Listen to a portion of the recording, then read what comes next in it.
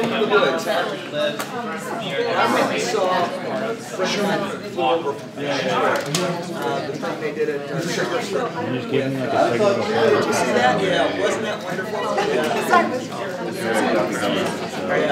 Are you sure? Yeah.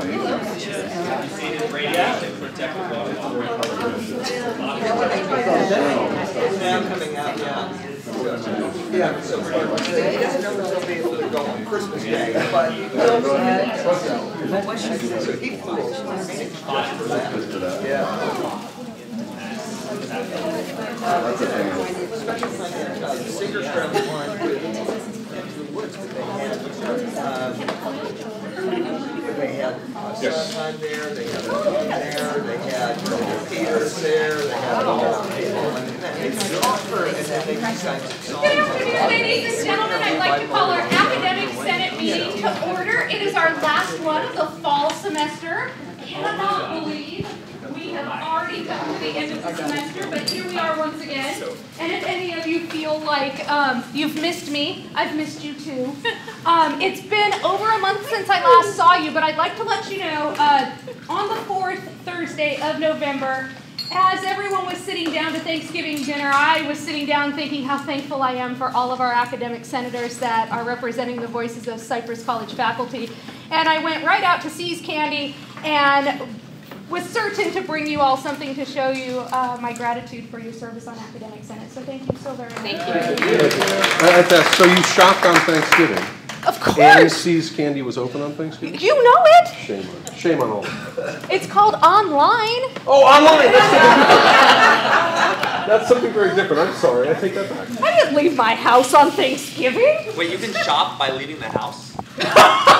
Good point, Mark. See, I had no idea. If you don't know, you don't want to. Yeah.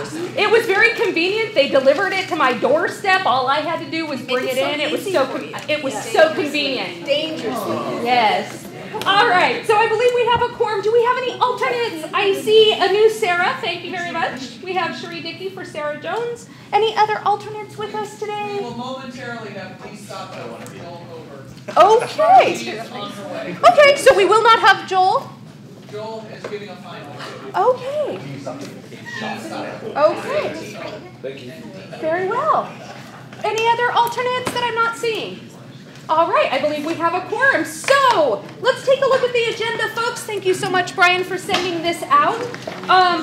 I don't know of anything that is urgent that needs to be reordered. So let me ask, is there anything that needs to be reordered on the agenda? Yes, ma'am. Yes, just concerned because of the length of the agenda, if item 8B, the resolution, could be moved up to guarantee it is read for first reading because of the time-sensitive nature of it. Okay, moved up how far up? Just to a time certain so that it happens by 5 o'clock? Or yes, please. Okay. Before losing a quorum. Before losing quorum, okay. We may be able to accomplish that with another motion. Okay. That I would like to make. Oh, well then. I'd like to move that we limit the debate on all the agenda items to the times listed. Okay. Is there a second for?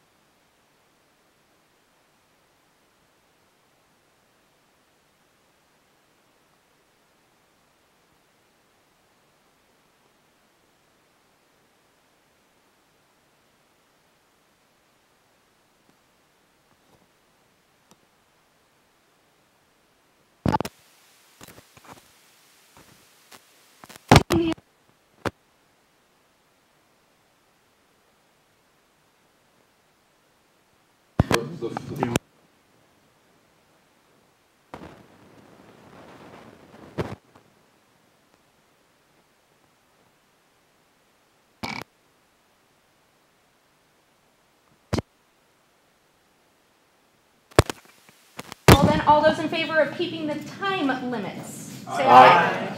Any opposed? Very well then. Then I'll take the second item that we move item 8B to some time before our adjournment and loss of quorum. Anyone wishing to discuss that motion? Anyone want to make that motion? It's a little vague. I think I'd just rather put it in a particular place. Okay. Because I am concerned that it still is at the last 15 minutes. Okay. So, and of all our good efforts, we tend to still stretch along. So a time certain, 4:40, 4:45?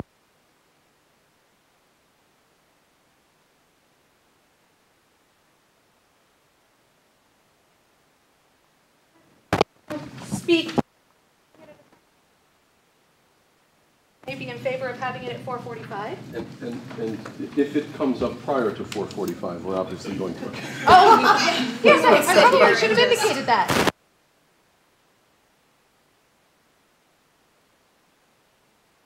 In the event, After we adjourn. do not get to it by 4:45. It will occur at 4:45. Are there any the time sensitive nature of this item? All those in favor, please. Aye. Any opposed? Okay, I have one opposition. Any abstentions I should ask for? Very well. I believe that there might be another motion.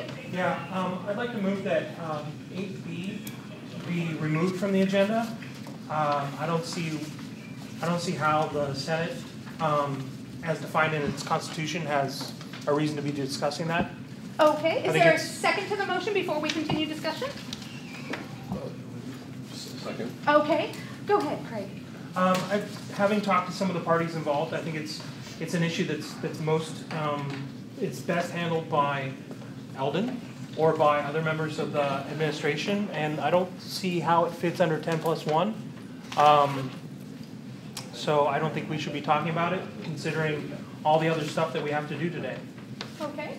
Is there anyone that would like to speak in opposition to the motion? 10+1 has to do with the Academic Senate's relationship with the board. And there are other areas within our documents of our district, including District AP 3050, dealing with employee conduct with one another. So we that wrote the resolution feel it is most appropriate for this voice of faculty to hear the resolution. Okay. Anyone else want to speak in favor of removing it from the agenda? Pat? No. Oh, okay. Anyone else want to speak in favor of removing it from the agenda? I think it's more of a personnel. It should be handled either within the division or the people themselves or human resources. I don't think it should come here. All right. Anyone else want to speak in opposition to the motion? Pat? In addition to what Cherie mentioned, that 10+1 is a restriction on the board, not on what the Senate can discuss. If you look at the Constitution, it says that the Senate also has the right to represent the faculty and inform the faculty of issues that are of concern. This is an issue that is of extreme concern to those of us in the Language Arts Division, and we think it is the type of thing that the rest of the faculty should be aware of, informed about, and willing to take action on. All right. Anyone else want to speak in favor of the motion to remove it? I just have a question of clarification. Is the agenda item, in the wording of it, it seems to be at front related to the action of condemning an action that, well, I presume is, I don't know anything about it, if it's inappropriate. But I'm not sure contextually whether that includes some kind of solution. I mean, is there some kind of context where you're trying to, the Senate's trying to take a position to deal with it in the form of some sort of resolution of that behavior? I mean, some kind of guidelines. You know what I mean? There was reaffirming standards or criteria of behavior to improve the situation. That is part of the resolution. Because I mean, I would, because again, if it's just, don't do that, I don't know how productive that is. No. I would be more comfortable if it had to do with this, let's reaffirm or clarify what procedures are relative to this kind of behavior. Correct. So as to improve, rectify, resolve it, rather than simply slap something on the wrist. That's all I want. Actually, I have questions. In terms of that, it's related to what Mark said. This does the resolution deal with violations of existing statute, code, laws, or whatever that we specifically know what a violation is? Or is it asking us to condemn behavior? Is it asking us, I mean, is it, I know a little bit about this, and I don't find a lot of language that deals with it. I made an inquiry of my dean about it in a general way, trying to figure out, it's so hard to talk around this, but that there appears to be some violation of common sense and common decency to some extent, rather than a violation of a specific statute or something like that. Is that correct? I don't want to stop the discussion, but it appears as though the discussion is the well, but point. it relates to the germaneness of this. I mean, Well, let's see how the senators feel. All those in favor of removing it from the agenda, say aye. Aye. All those opposed? Oh, okay. If you aye. aye. Those. You start over. Let's do it again. Okay. The aye of removing it. Yeah, I forgot that Brian needs to know exactly who's voting for it and who's voting against. So just the three? Okay. And those that would like to have it stay on the agenda at the time certain, 4:45, in the event we don't get to it sooner. Any abstentions? Oh, wow. Okay. But it still passes. So it is on the agenda for a time certain, 4:45, in case we get there beforehand. Let's go back to the idea. Is the agenda adoptable? It needs a home. Can we take it home? Okay, so let's adopt the agenda. And we will move forward with approval of the minutes. I believe that there might be... Yeah, I apologize. I do not have them Okay. broken disc. Okay, we will make sure that we get them. We'll do it the next time. And I'm assuming you want those closer to the next time and not during the holiday break. Is that correct? Yes. Okay. Okay. Let's move on to public commentary then. I have invited our Executive Vice President to just give us a cursory introduction to an item on the agenda that I have on 8C.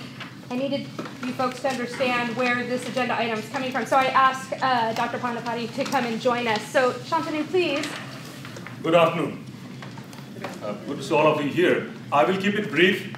This is regarding an annual report that we as an institution are required to submit to maintain our accreditation. This report goes out to ACCJC. The report can be found out at accjc.org, the website.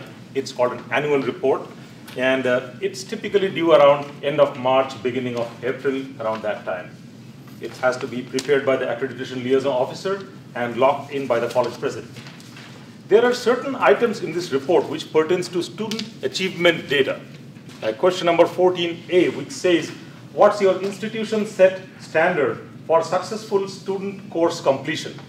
So if we have a successful student course completion at 67% for the last N number of years, our accreditation body asks us to define what is going to be our institution set standard. Is it going to be 67%, 69%, 75%? Whatever is the number. Last time when it first came out, I was the ALO. I talked to the accreditation office saying that in such a very short time, what basis do I determine what is going to be the institution set standards? And the question was, well, that's up to you to figure out. You figure out the methodology, how you're going to do that. There are some other questions also here which all talk about the institution set standard. Not only that, on question number 23, or 24, it says, how do we define the accreditation, institution set standard? What is the process that we engage in setting that institution set standard for student achievement? That need to be described in something like a couple of thousand words or so. Now, this is an academic matter, that what should be our student achievement, our aspirational student achievement numbers. Is it X percentage, something up from where we are? Also, how do we determine that number? Should we be discussing that in academic senate? I suggest that being an academic matter, academic senate takes this up, have your discussion, look at the form. Now, I have shared the link with Jolina, and I'll be happy to share this at any point of time. to you. It's an open access. You can look at the form, engage in a conversation, and then A, answer the questions, what should be the institution set standard as determined by Academic Senate, and B, also whatever narrative questions are, that what is the methodology that you have used to arrive at that number. Articulate that, so that when the report submission time comes, we are not just Phil and I looking at each other and trying to figure out what should be the standard. We know this is the standard and this is what the background is. Previously, what we have done is we kind of have taken a moving average. That is, if last 3 years it is going to be 67%, 67%, and 69%. Okay, a little bit of uptake, make it 71%. However scientific or unscientific it might be. So that's what it was. If at any point of time you want to discuss this, you want me to be present as the former accreditation liaison officer of CIA or CIO, I'd be happy to be here and engage in a conversation. Thank you. Happy holidays. Are there examples of other institutions, what they did? No. Basically, what I don't have any example where it states what it is, because each of these forms are password protected. We don't get to see other people's submissions. If you are seeing the number, you need not necessarily know what methodology they have adopted. So that's an unknown. But in our conversation, when I go for the CIO conferences, we talk to each other. And I must admit, this is not a representative sample, 112 colleges. I may have talked to 5 PP. All of them say that we put it to the Academic Senate because it's an academic matter. They converse, they have a discussion about this. They bring it back to us, say that this is what we do. We are learning the process. Everybody admits this is not like writing a dissertation that it's supported by all the facts and all of those kind of things. But since we are required to give this number, there has to be some kind of a discussion and some methodology.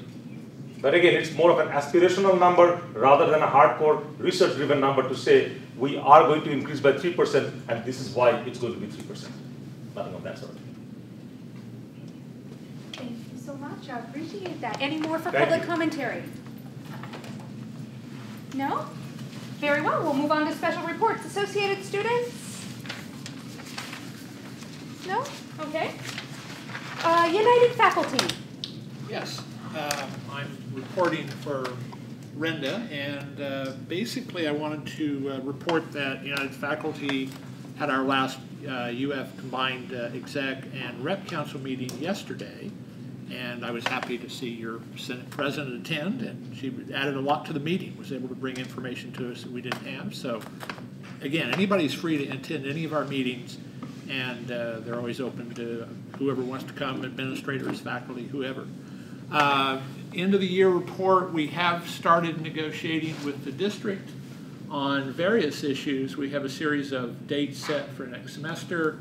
According to the agreements we've had before, the first item up to bat will be the comparability and salary study that both sides have agreed to look at in terms of salary comparabilities.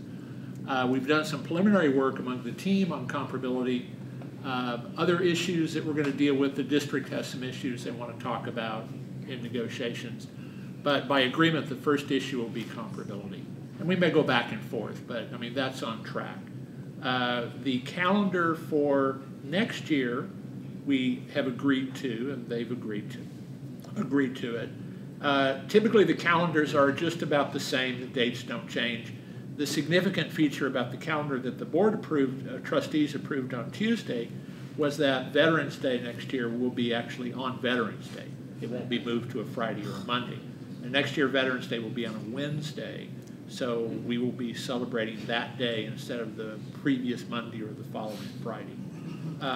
We did that in response to faculty inquiries and also from the district. They had a lot of inquiries as well, I suspect, from classified managers. And so we're going to try this on a one-year basis and then see if faculty like this or not. But we are going to celebrate Veterans Day on Veterans Day, unique idea. So we have agreed to that for next year. Otherwise, the calendar is pretty much the same. Initially, the district wanted a 2-year calendar. We decided a 1 year was more appropriate. The following year, we've had requests from faculty to look at an intersession and other issues. So we will look at that, but we have not agreed to a 2-year, just 1 year. Otherwise, negotiations are looking very good. The negotiating team from the district is a good team. We have a good team, and I have confidence we're going to get a lot of stuff done this year. So it's looking pretty good. Thank you so much. I appreciate the report. Staff development. Okay, we got through our first funding cycle, so the next deadline is February 19th, so in January I'll send out a letter reminding people about that. You have probably noticed, if you've looked at it, that the forms are basically the same forms as they have been in the past couple of years, and the priorities are based on the limited funding that we had at that time. So in the spring, the committee will look at expanding those, priorities and changing that, but I doubt we'll get those discussions finished, in time for anything new in the spring. So same old story in the spring, but in fall, I hope we've got something different. And if you have thoughts, our committee will be talking about it, but if you have thoughts on that matter as to how we might expand the conference travel funding, there is more money, feel free to email me. Thank you. Thank you so much. Thank you. Curriculum committee, Mark? Well, we have processed 300 courses, 50 programs. That's actually, as Peggy knows and Sheree knows, that's a smaller number than usual, but it was fun. It was fun. So, and we've also moved along more ADTs. I mean, around approximately 5 ADTs have been vested, so that's good. Been vested. Journalism has been vested. Where's Robert? Right, Robert? Yeah, your journalism ADT has been birthed. It's going to the DCCC. So that's, actually, it was at the DCCC last week. That's it. Thank you so much. I appreciate it. Academic Senate Treasurer's report. No report? Thank you. Although I think now, yes, I have spent some money because we approved at our last meeting that I could go to plenary, which I was at. So I think we might have a report next time. We might. Cypress College Foundation. Anyone for the Cypress College Foundation? Okay. Basic Skills Committee. I don't have my other thing. We have our last meeting of the semester tomorrow, and I'm happy to say that I have heard from someone interested in my position of co-chair, and she plans, I shouldn't have said gender, the person plans good try, to attend tomorrow just to get a feel for what the meeting is like. We only meet once a month, so it's kind of hard to catch that, but I'm very hopeful and excited about that. But that's really all. Yeah.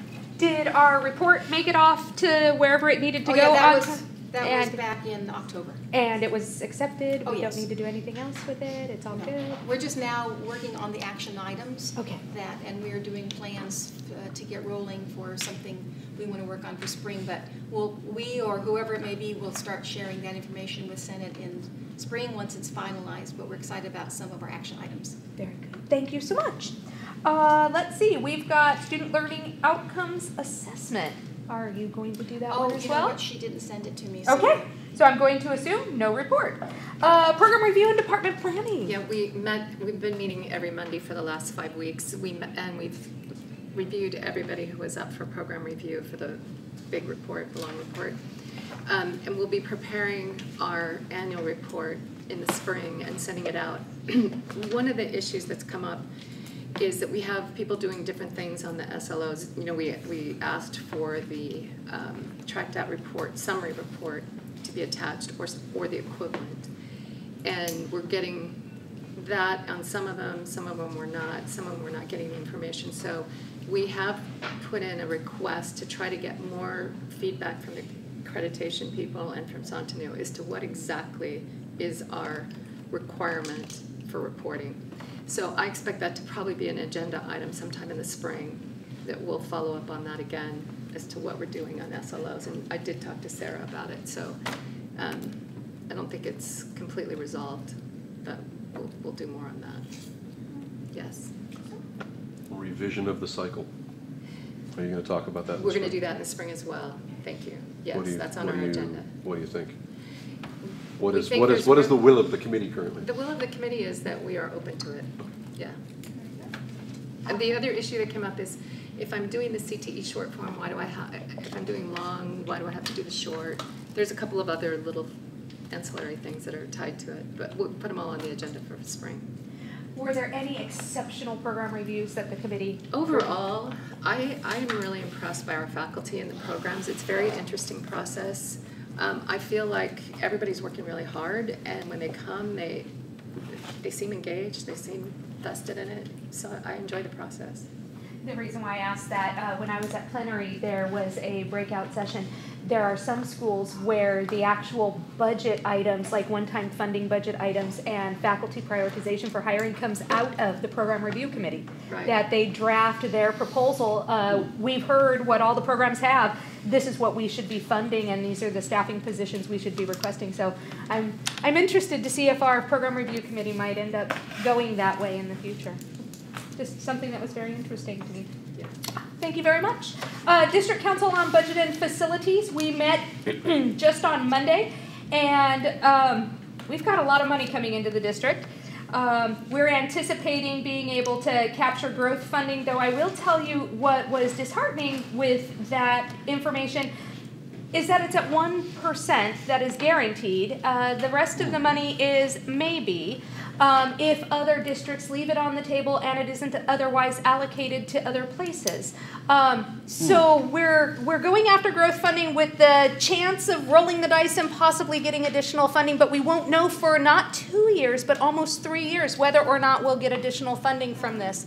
But this is the way I hear it goes. And the hiring of new faculty is with that anticipation that there will be additional growth funding that we will see down the line. 61 positions, I believe, is the new number. It was at 54, then they added 7, so we're at 61.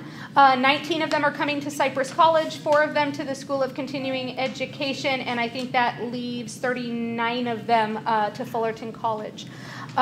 They have historically done the split of full-time faculty positions on an FTES basis, 60-40 split. That's why Fullerton is getting more, only because they've lost so many more than we have. But they anticipate the same number of hiring next year. So we're all going to be on hiring committees for quite some time, it looks like, which is a great thing, which is a really, really great thing. One other thing I want to mention, both Rodrigo and Fred would love to come and talk to us about the budget allocation model and the process. And that is one thing that I find absolutely fascinating, but I think I might be a rarity there because they keep commenting on how rare it is that I read the budget. So I'm asking the Senate, would you be interested in Fred and Rodrigo coming and presenting the budget allocation model and giving you some background on how things get allocated within our district? Yes? Yes? That way we can change the allocation. You know, I'm glad you asked that, Jesse. We've been trying for years, nothing happens. Because one of the things that was brought up at the Council on Budget and Facilities on Monday was the fact that we have allocated operational costs, if you were, historically on this basis, and why did we come to that basis? We don't know, but historically we've done it that way. So they are trying to create a work group to study the potential for a reallocation. It's counter any industry. Yeah. We have fixed costs and variable costs, and they don't recognize fixed costs. Yeah. That's the problem. They were talking about how some of the funds are allocated on square footage, some of them are allocated on number of students, some of them are allocated on the number of buildings. It was very interesting, the different allocation models that they have. If any of you would love to come to Council on Budget and Facilities with me, I would love for you to come. It's absolutely phenomenal. It's a great time. I think I'm the only one that smiles during the entire time. But I really enjoy the information. I like learning how we can get money, especially on this campus. And since money's an issue, I might as well mention to you those wonderful student equity plans that came to us at the beginning of this semester, if you remember our student equity plan, and we were looking for that $1.8 million, or at least our piece of the $1.8 million pie. At the Board of Trustees meeting on Tuesday night, they agreed that 50% of the equity allocation would be distributed to Cypress and Fullerton on an FTES basis, so basically 60-40. That would be our disbursement, initial disbursement. And then the other 50% will be distributed based on the performance of the planned activities. So Dr. Liebug is going to look through our student equity plan and say, wow, that looks like a really good idea. I think we should do that. Let's fund it. So the other 50% will be based on how persuasive our plan was. So there's that. All right, moving on. Oh, wait, it's the president's report. Kind of seems weird. I thought I was just doing that. Anyway, I still need someone for campus diversity. We don't have a Senate. No one has answered the call for that one. I'm still looking. District Institution Effectiveness Coordinating Committee. Yeah, that's the response I got too. The District Technology Coordinating Council. Yeah. And then for the Registrar Hiring Committee, are you folks tired of your inbox being inundated with my call for faculty? No. No? No, I'm weird that way. You're, oh, very good. I want to apologize for doing that. I feel like I've just inundated your inbox with one call right after another, and I apologize. But the Registrar Hiring Committee still needs one more faculty member as well.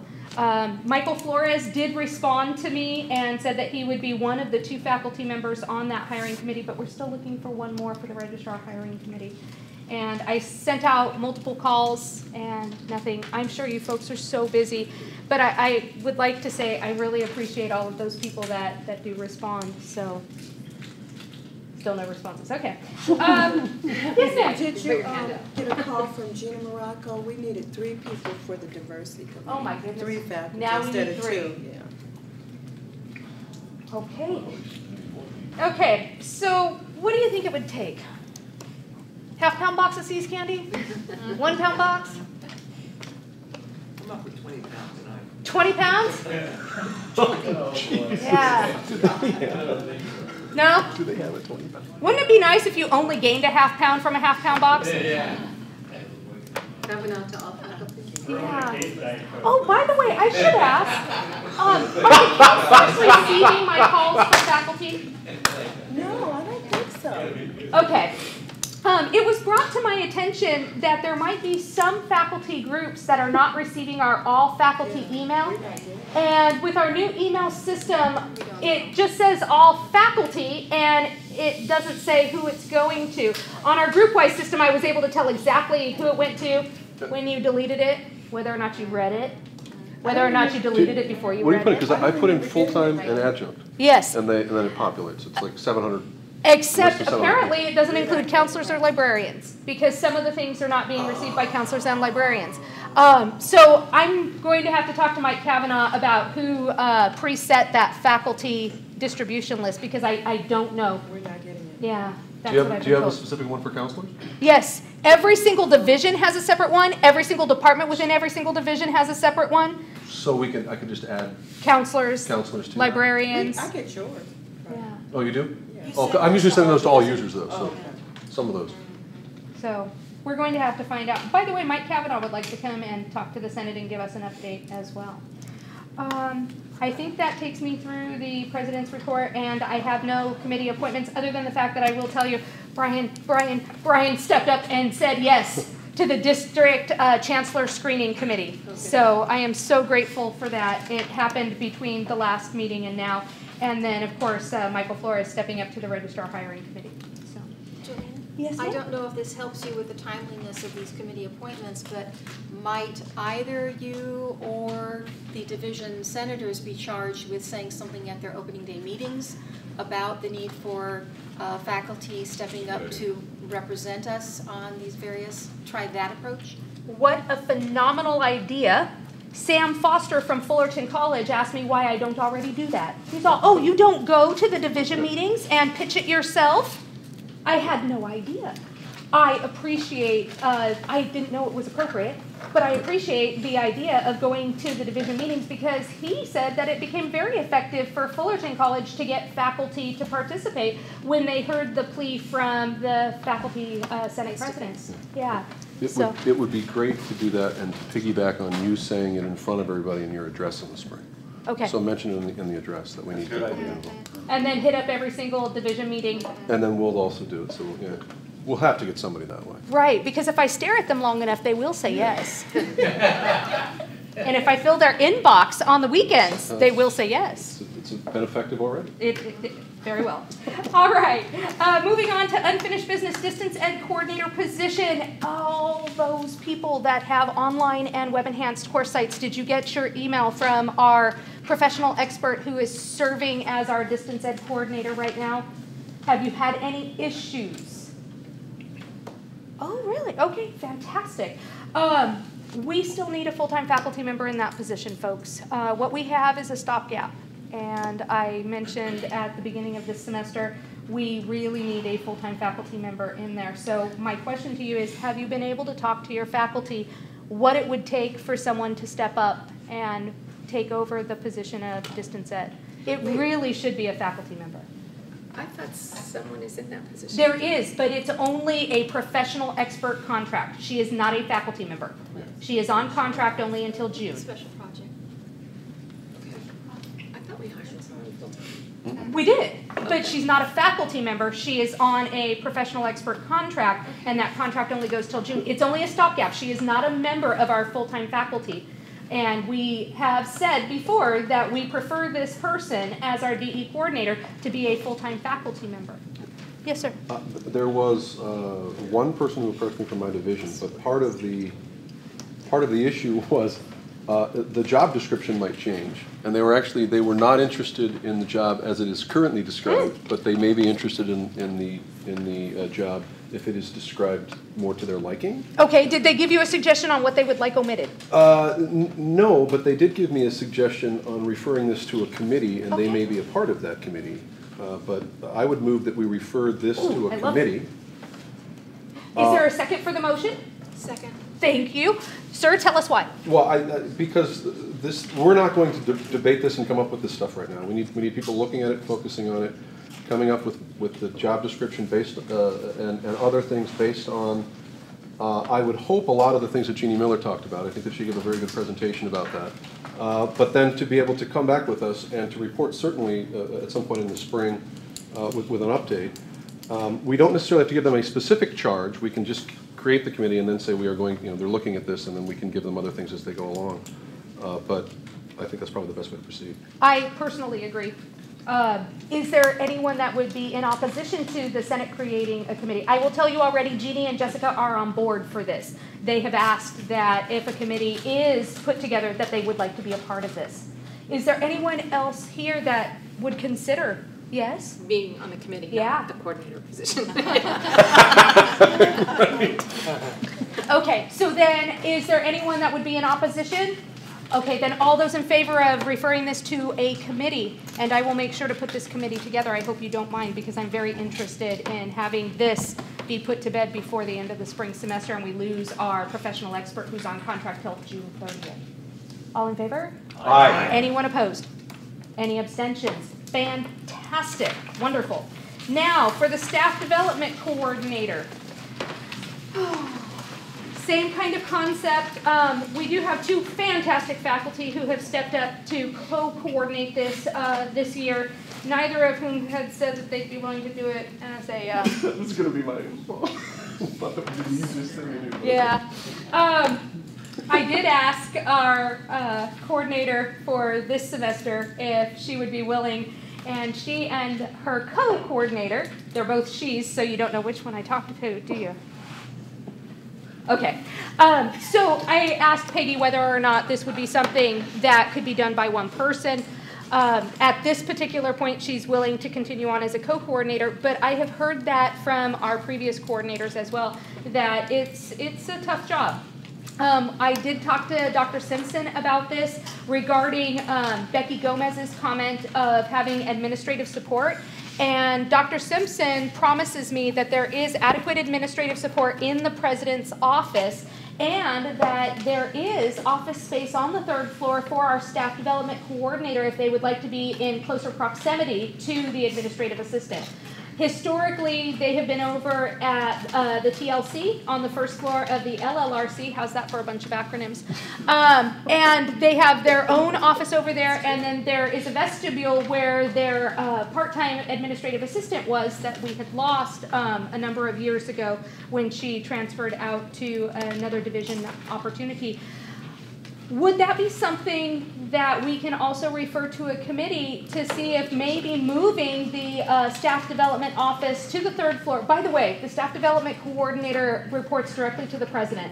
So even though staff development is one of the 10+1 of the Academic Senate purview, would that be something that I would entertain a motion, should any of you be interested, to refer this to a committee, and maybe Peggy might want to be on this committee, of seeing the feasibility of moving staff development onto the third floor for the administrative support if they believe that there needs to be a closer geographic proximity to that administrative support. Well, can we create a committee that doesn't have such a specific Sure, why not? function? Let's just have a committee. That would be one of the things that it does? Okay. I move we do that. Okay, so we're going to refer I should say, there's a motion to refer this also to a committee regarding several items, one of which is the, hopefully, selection of a full-time faculty member to serve as our staff development coordinator that will take us through more than just this academic year. Is there a second? I'll second it. Thank you, I appreciate that. Is there anyone that would be opposed to referring this item to a committee as well? Oh, very good. I will tell you, I'm very concerned, folks, with 19 new hires that are going to be joining us in the fall. We really need that new faculty onboarding experience that shares with them how important it is to participate in committees. So we're going to need to do that. All those in favor? Aye. Any opposed? Any abstentions? Very well. Then I hope you don't mind if I refer the next item back to Del Craig. He has been waiting patiently since August. Okay. Since August for this item to come up on our agenda. So I am so excited that we're here today at the end of the semester. But it was submitted to you folks. Brian sent it out. Oh, anyone need a reference copy? I do. Need a reference copy? Dale, you want to go ahead and speak to this one? Just briefly, this shouldn't take very long. You may have gotten a copy of this through email. This is called a CART proposal, and it's short for Campus Alert and Response Team. And let me kind of explain, number one, what this is, and number two, the context in which what you're reading will fit. First of all, UF had a lot of questions and concerns from faculty at all three campuses, Cypress, Fullerton, and SCE, about various safety issues and confrontations with students and concerns and so forth. And we kept getting more and more. And we've seen responses from the security people at Fullerton in detail. I did specifically, and at Cypress, I remember I had to walk faculty out to their cars because they were afraid students were following. I mean, there has been some concerns. It's not saying that security is not doing their job, but there are issues with faculty and procedures and then security plans, and there seems to be a it doesn't mesh real well, at least from faculty side. And so the proposal that we came up with, and the idea that we came up with, was a board policy that would require the campuses to form this CART committee on each campus. The language that we sent you is not the final language. I don't expect it to be. This has to go through DCC. As we've seen from program discontinuance, this may take a while. It'll be completely rewritten by everybody. But I gave you this as sort of a starting point. The concept behind this is that there would be a board policy that requires each campus to come up with a safety CART committee, as we call it. This would be a committee that would provide an interface, if you want, between the faculty and the procedures that are done and the standards that are put in place for faculty safety and response issues. In other words, it's not so much a committee that would have final authority, it's more of an oversight committee to ensure that faculty concerns about how safety issues are handled, how procedures are handled, safety issues that may come up that the administration or the safety department doesn't know about. There's a forum for that kind of dialogue and that kind of interface. And if you looked at the proposal, the idea is that the committee would be made up of both students, faculty, and administrators. There would be a forum for these kind of issues. Right now, if faculty have safety concerns, they literally have no place to go. I mean, who do they talk to? They talk to the union, but I think it would be better if this was institutionalized to a more definite place than it is now. And the reason we're going through the district rather than the campus is that the safety issues are the same on all 3 campuses. In other words, to have different responses at different campuses doesn't seem to make any sense.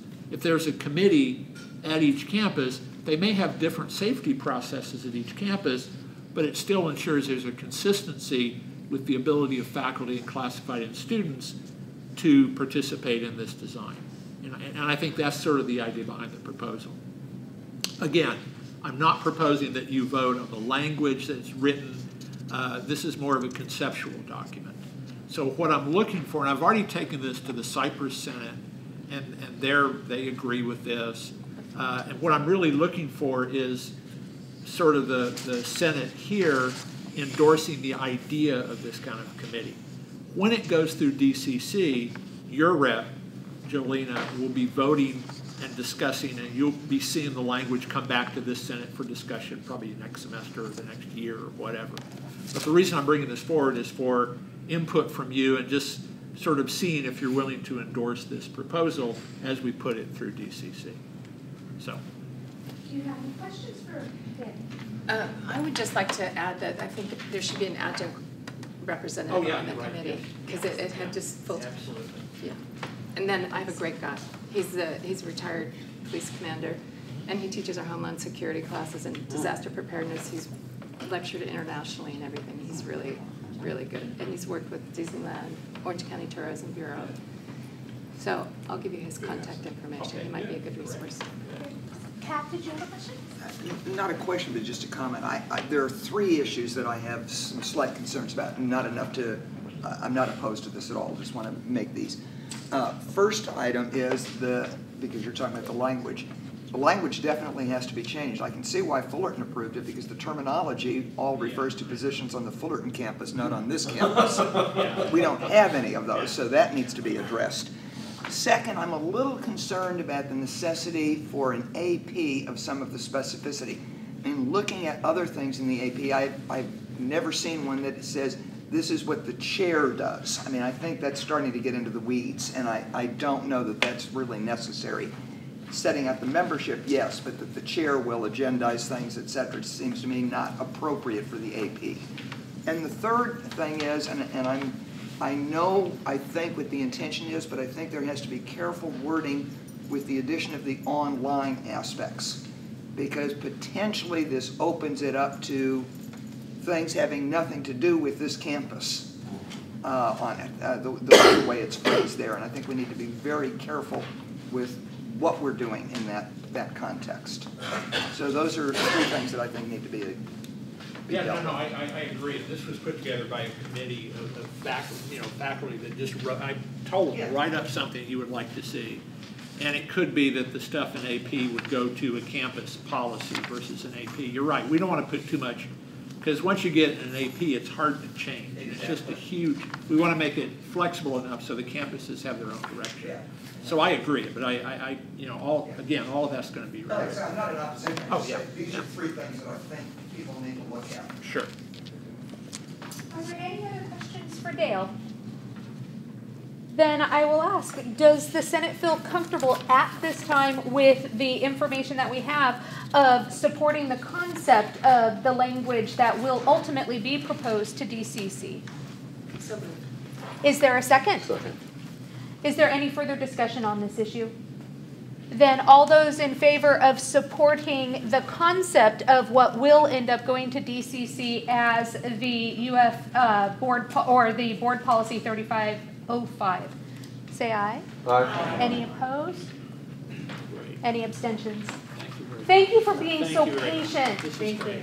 This is being endorsed by all 3 senates, and I think based on that, we will get something out of GCC, absolutely guaranteed.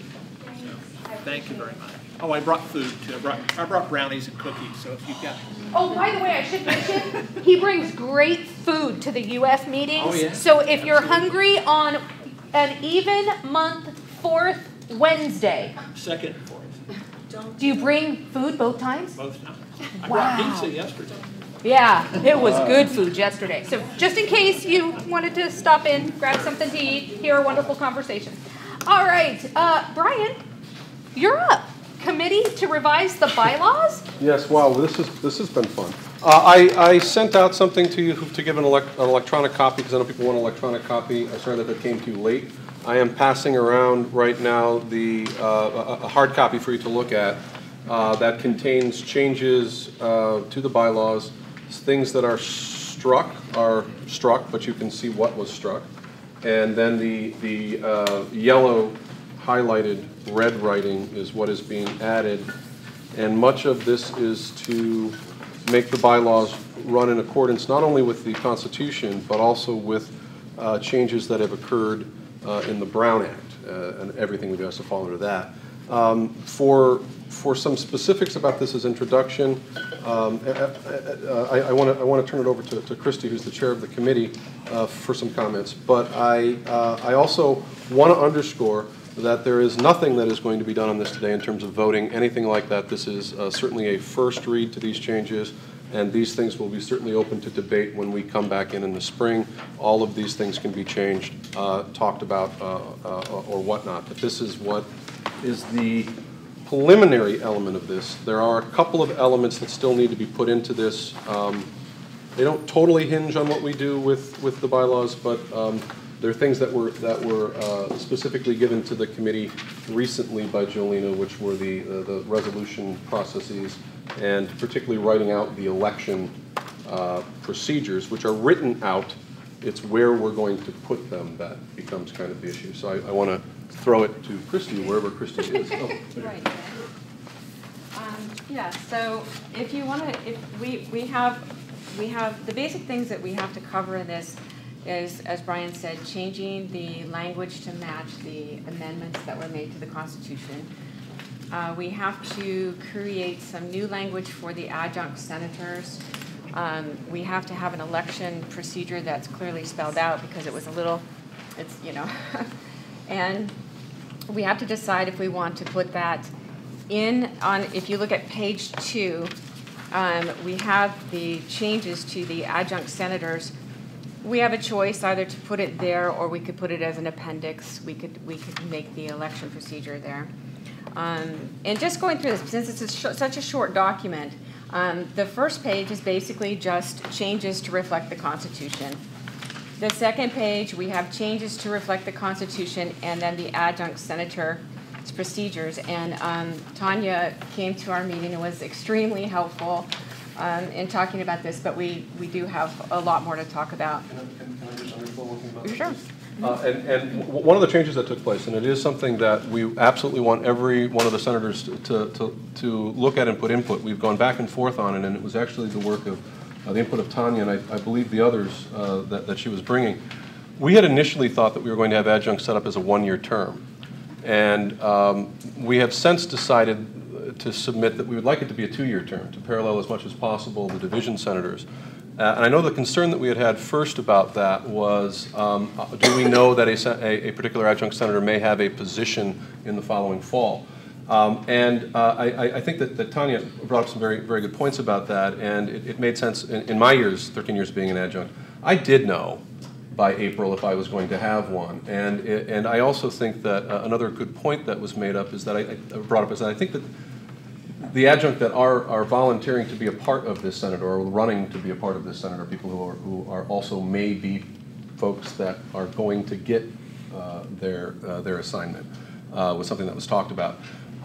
And the committee had argued that it was best for us to treat them like every one of the other senators to a two-year term, and then if there's a problem with that, we can have a special election to fill that. And also a factor in that, to be perfectly honest, was cost of doing one of those adjunct elections every single spring. So that was the thinking of that. It's probably of what is listed here one of the major changes of stuff that we had talked about. So I just wanted to underscore why that was being done. Okay. So moving on to page 3, there's a removal of the standing committees, but I want Brian to speak to that later or after. The other thing is the rules of procedure, Article 2, Section 2, where under the rules of procedure, we could, as I stated with the adjunct section, we could put in, another process we have to put in is an election procedure for the elections that the president-elect or the president-elect has to, the ones that that you guys have to handle. And we could put it there or again make that an appendix. That's a question that remains.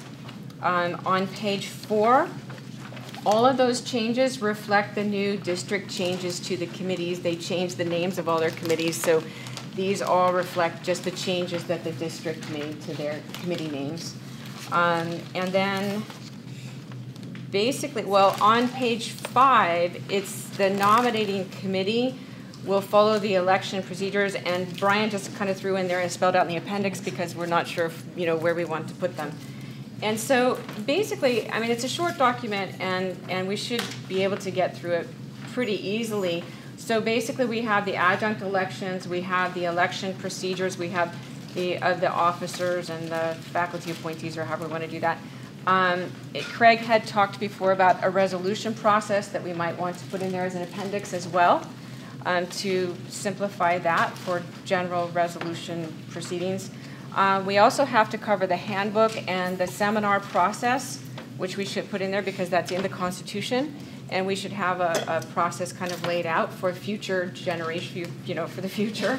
And then the last thing that we had talked about in our meeting was the funding, and we might want to address funding for Senate needs because, to be perfectly honest with you, Brian and I have spent a lot of money, and we for the amendments to do all the balloting and everything.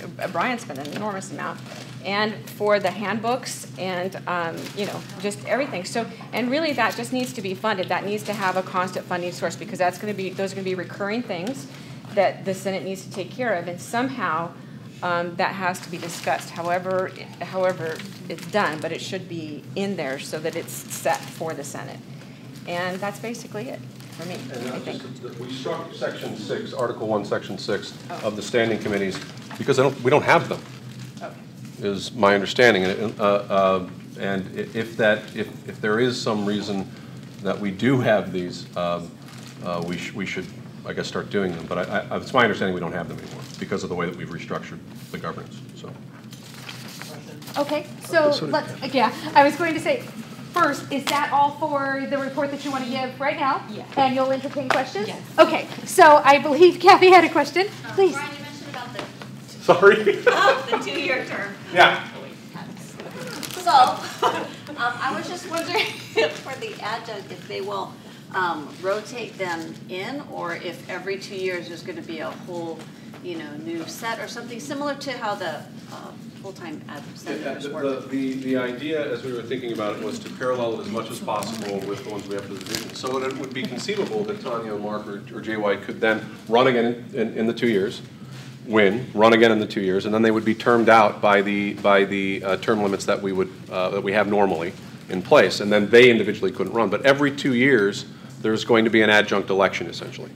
Rather than how they're staggered. So you Yeah. don't have the potential. That was also something that we weren't quite sure about if there was, because there was some discussion, I believe that it was Mark who thought that it might have been a 1-year term, or somebody thought it might have been a 1-year term, and it may be that the issue you're talking about, because we want to have ideally an adjunct who is a veteran if you have 2 new ones coming in the same way that we're staggering the others. That's probably something that we would do, we just have to write it in there. But the problem becomes how we sort of start that as a first.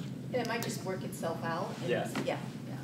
I was the first to sort of think that I don't think that's going to be a problem because by nature of the adjuncts, and I'm not speaking with any of us, but people either don't come back or they get a full-time job somewhere, and I have a feeling that if we set this up so that it's this magical staggered thing, and every 2 years, within 3 years, someone's going to stagger, and then we'll be back in line. And so it's sort of a losing battle, I would say. Right. Just wait. We could be in line for 30 years, but more likely it'll naturally happen just because one of us will move on with our lives to grander things. Because ideally, you wouldn't want to be an adjunct year after year after year.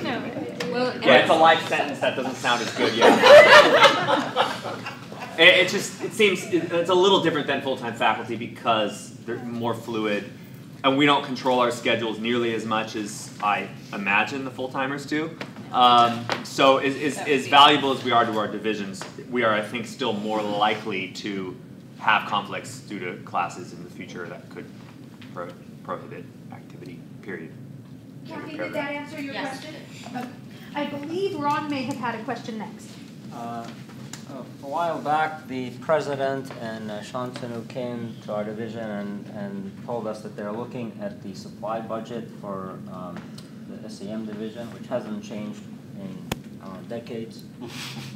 So part of that, perhaps they could also look at the Senate budget. I know right now we get some money for travel and some for the faculty awards, but there's nothing in there about running the business of the Senate, making a copy, that sort of thing. I think it was assumed that you as a senator would just use your own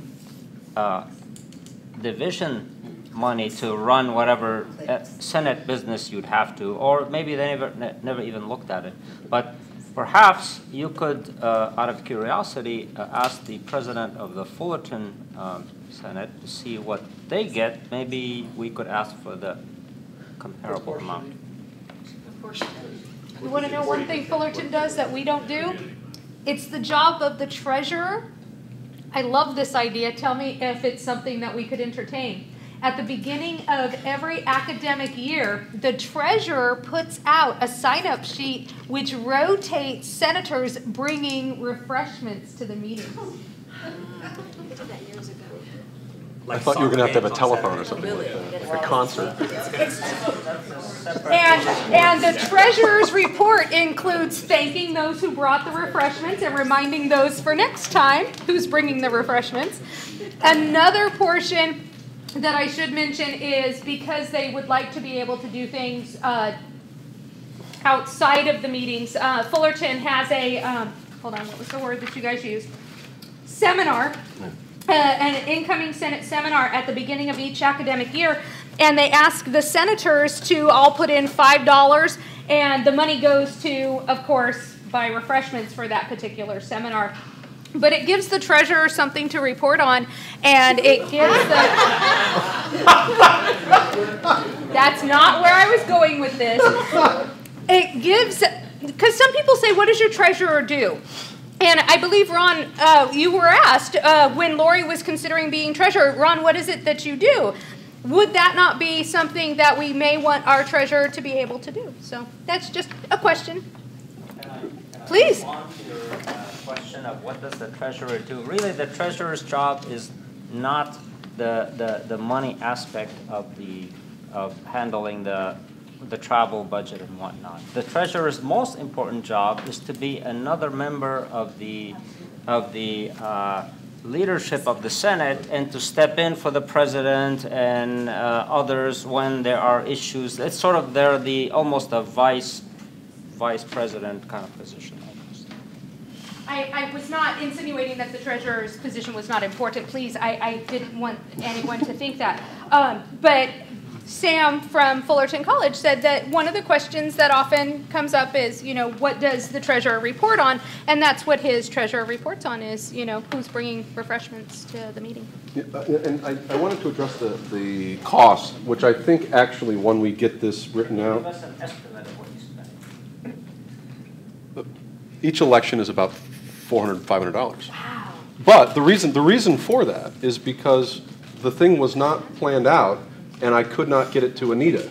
Right. And so what really I think will hopefully, because I'm sure that if we talked to Dr., he would have no problem. Yes, send it through the regular copy production center. And I think knowing that we have to do that, knowing that we have to get that stuff out, and then being able to give us the lead time to get it to Anita is probably going to take a great deal of that expense away from us. But the reason why we encountered that was because we were, to some extent, making it up as we went along. So. Jesse? Number one, the treasurer's thing. If we do want to get additional things like, you know, budget for supplies and so forth, that would obviously be the treasurer's position.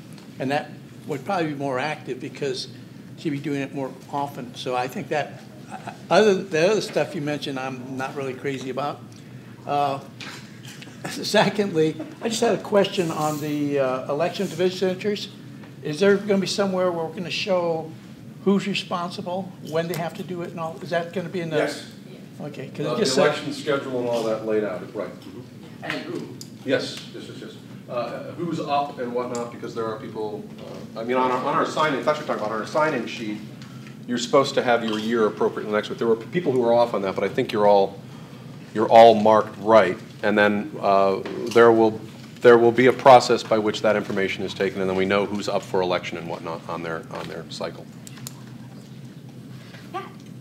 Yeah, you referred to Thornton years and years ago.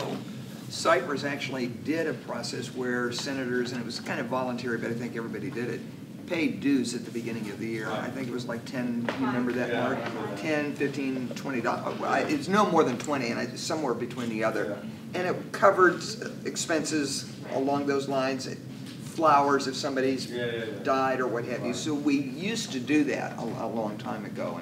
And giving to the cause. One thing that when Pat was president, she encouraged the Senate to consider a permanent funding mechanism for our faculty awards. That would be a great way to establish some funding for those awards. I don't know if you recall last year, it wasn't, but at the very last moment, someone was able to come through with a donation that allowed us to make those monetary awards, because it has already been told to us by Planning and Budget Committee that giving money for awards is not something that can be budgeted through the campus. So we have to come up with a funding mechanism of some sort if we want to continue giving the faculty awards a monetary component. Sheree. We're kind of segueing away to a different topic with all of this, and I suggest that we agendize something for spring that deals with money issues. Just a little tiny aside, that little bank account that had $100 and something in it was from years ago, donations of $5 here and there. And then it was just the same folks that kept bringing the food. It was like, I'm tired of being the one to go to the store. So it just stopped. But to the bylaws, I suggest that the spring meeting that everyone brings the Constitution. Okay. Yes. So if we're talking about comparing it, make sure everything matches as it should, we've got the document in front of us. Very good. Are there any other questions on the bylaws subcommittee report? Yes. Since we're not voting on it today, there is an issue that I think needs to be addressed, and that is the section Article 4. What has been changed on this is not simply the name changes up at the district. It is eliminating, and I'm sure that's not the intention, but we still have the President's Advisory Committee. That was not replaced. That's the campus one on it. The District Consultation Council is something different. The same with the Council on Budget and Facilities. We have a campus planning and budget committee. So that's not right on it. Right. So you can change the names on the other, that's fine, but don't eliminate this. Because you're right, because it's obviously section 1 of that, which is the president's, and then you said the other one was? The number 2. Which is that we have the college's planning and budget right, committee. okay. So I only have one question, clarification. Thank you. Which is fine, I just don't want to understand it. For the district curriculum committee, you would like to increase the membership to 2 as opposed to 1 at this point? No, we currently have 2. I've been told that our articulation officer is a faculty member I see what and you're is the doing. second Okay. academic senate sense. appointment to the sense. D-Triple. Got it. Never mind. Good. Any other questions on their report? We will have this as an agenda item again in the spring. I'm assuming that there will be some additional revisions that will be brought forward then. Yes.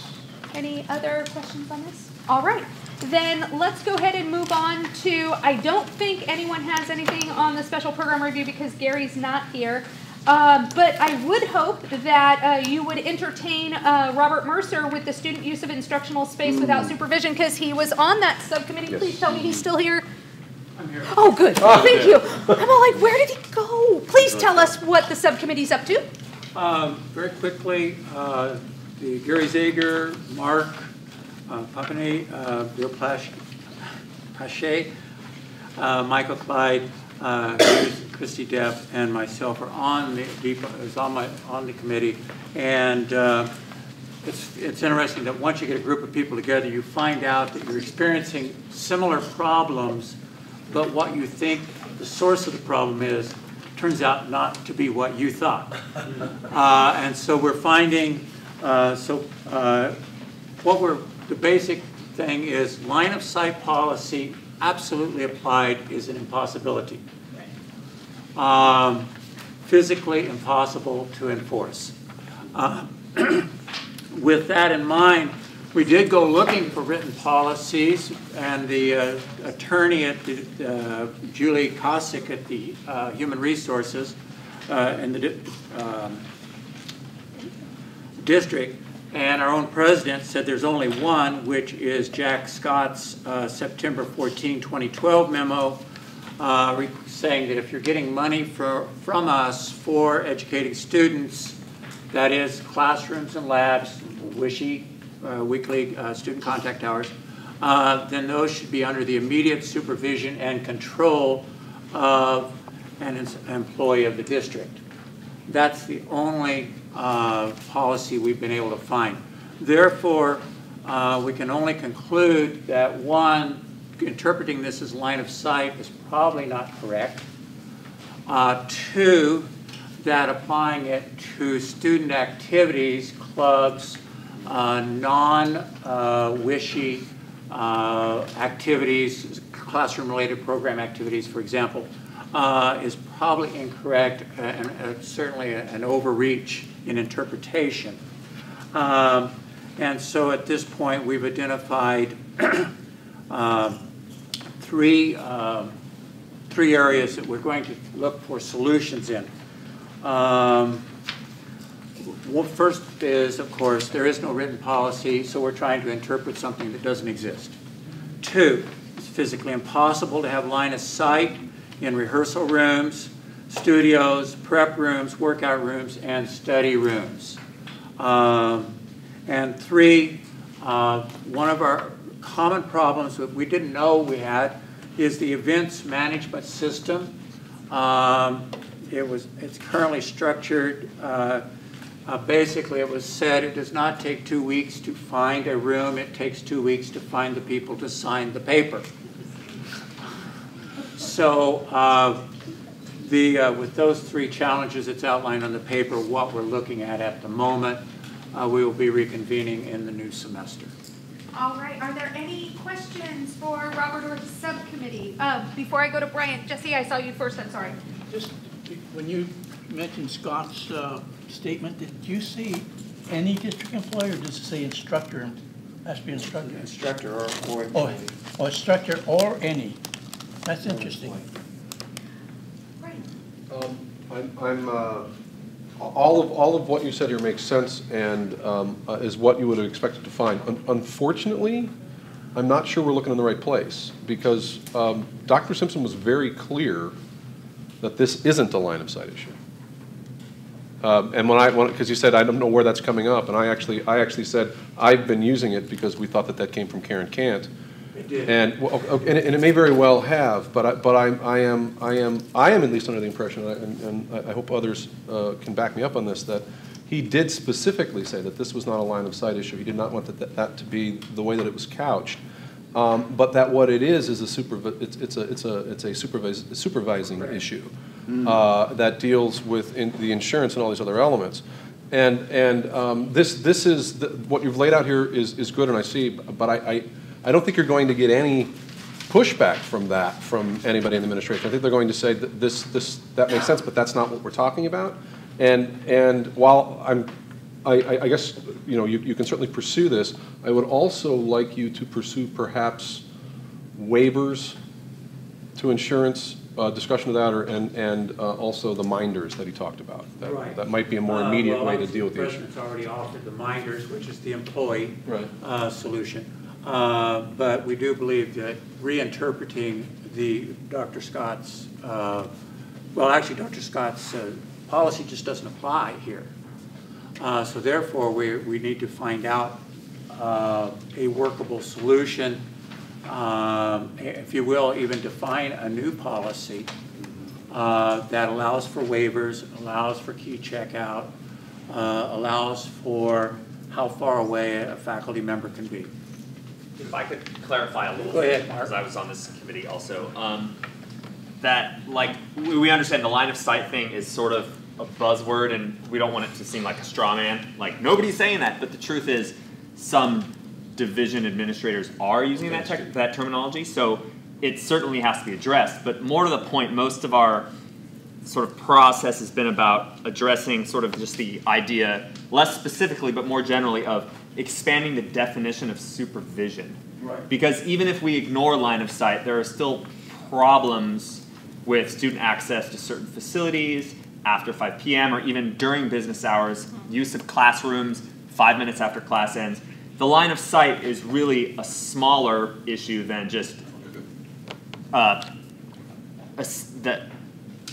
sort of limited way that we describe supervision currently. And so like we're looking at the 3 main points in addition to the challenges. The sort of areas that we're trying to focus on are, of course, revising EMS, and these two are related, but allowing or figuring out a way to supervise in whatever capacity that is, student use of generic instructional space, and also secondly, and related but separately, student use of specialized instructional space, whether it's labs, the automotive area was one we were talking about, music facilities. So allowing these things to be used without line of sight, but also have something in writing that provides the opportunity to do that. Because right now all we have is sort of this thing floating in the ether that some people say is line of sight, some people say no, and there's no guarantee of any availability for faculty or students. So I don't know if that's clarifying at all, but I'm trying to. Are there any other questions for our subcommittee? Dale? Not so much a question, but a statement. We've had administrators take disciplinary action against faculty for violation of this particular issue. So this is not just an academic, quote-unquote, academic issue. The issue was the faculty member was not under supervision of a group because they were, quote-unquote, out of line of sight. So that term is being used, as you say, at a divisional level. This does impact faculty because if disciplinary action is taken against faculty, we have to then, grieve it if it's not, if it's not valid. And you're right, there is an unclear definition of this supervisory piece of information. So I'm glad to see the Senate working on this because we can use, we can use this if in fact an administrator does not apply this correctly when taking action against a faculty member, because they can and have done so at this campus. So, I'm just going to say, I applaud your efforts to do this. I think Jim, you've been working on it too. Is that presently the way in which the structure of the buildings are designed, they weren't in terms of instructional use of space and students interfacing with that space. They weren't designed for this kind of level of scrutiny that involves line of sight. The buildings are out of date in terms of trying to find, relative to that structural, the way in which they're structured relative to that level of scrutiny. Do you understand what I'm saying? So, given that, I would be happy to to speak to that as well if you need more input, and I can do that through email, of course. And then secondarily, it also becomes a personnel issue. Do you know what I'm saying? In other words, you want these students to have access to space so that they can do directed learning activity, that they themselves do. And we have a multiplicity of spaces that are very aqueous, plastic in the theater department. We also give these students responsibilities, and and we're instructing them to be in supervisory responsibilities. That is another way of going definitionally and clarifying what those definitions are. That's important to the pedagogy of what we teach. You know, stage manager example. You know what I'm saying? So in order for those students to learn that kind of professional responsibility, they have to be given some kind of context to do that. You know what I mean? Under the supervision, obviously, ultimately, the faculty members. So it's a sticky wicket. You know, if you had a lot of money to throw at it, you could always hire somebody, a security guard, to sit there and walk around the building like they do in, you know, professional office buildings, and that's all they do is sit around, walk around, and make sure things are you know, copacetic. So I applaud you because it's a complex paradigm to solve while still providing the flexibility of instruction that we have been used to that's so productive to our students. That's all I have to say about that. Brian? 17 seconds.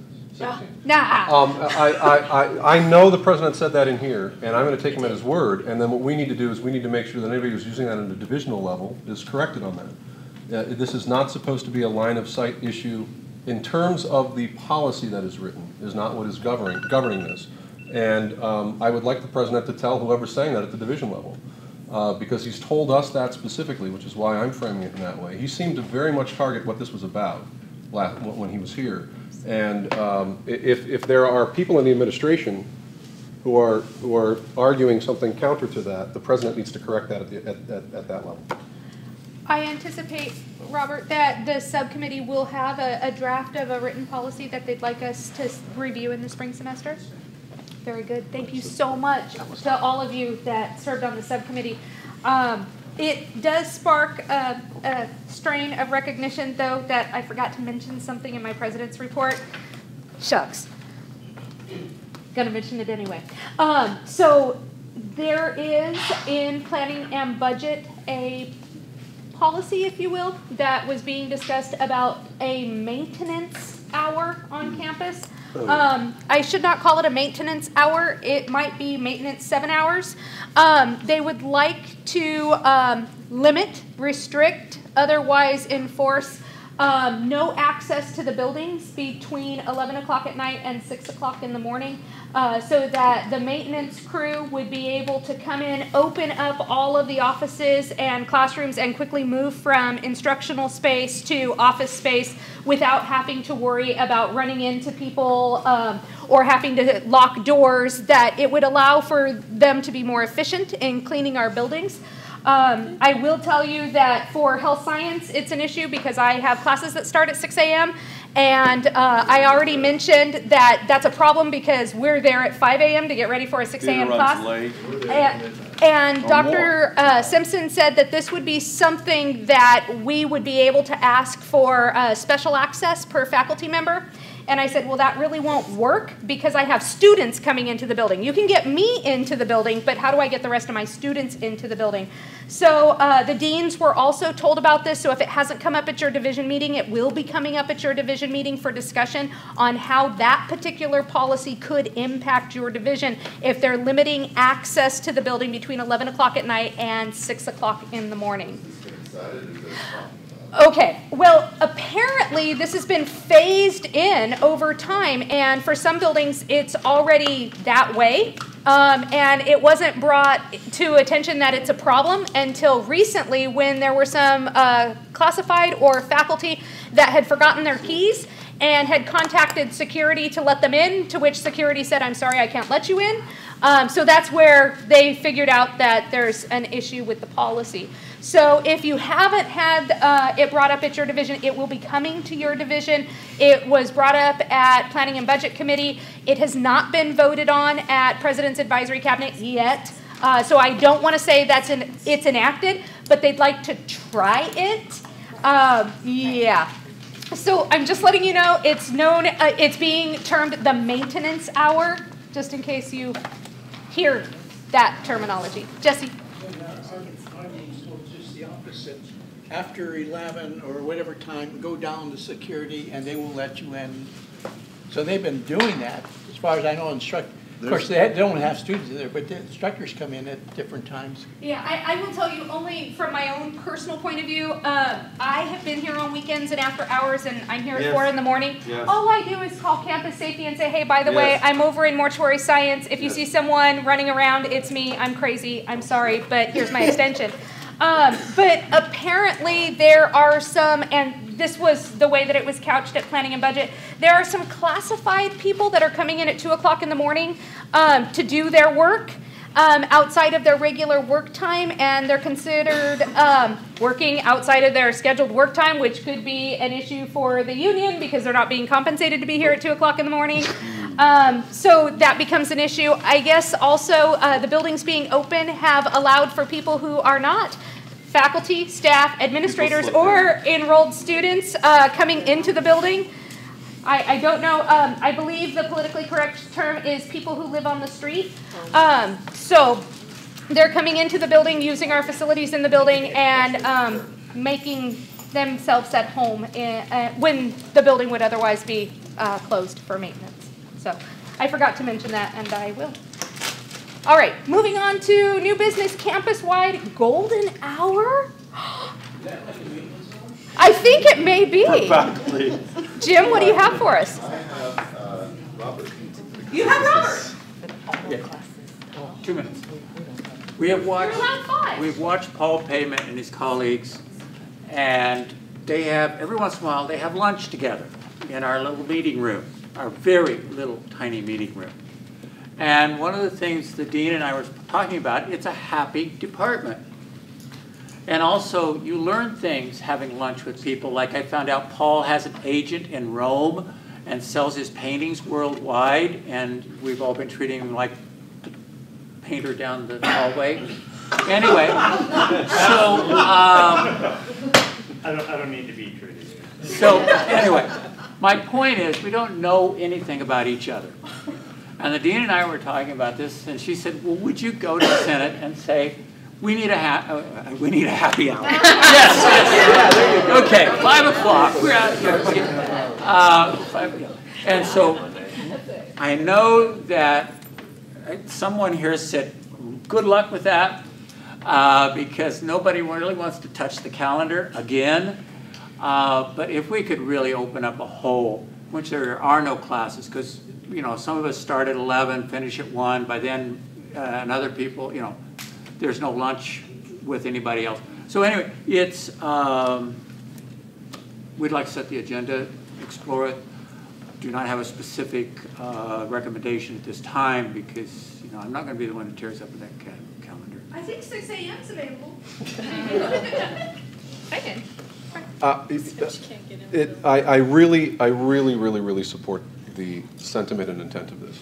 The problem with it is when we went to 16 weeks, I remember being part of that committee with Leanna, and there was an effort to make the campus stop at one point and have that break. And there's lots of reasons logistically not to do that, and to sort of make it more like an airport where you have people coming in at different times as opposed, there's lots of logjam issues that you're going to get into with creating one specific time during the day that we're not going to have any classes.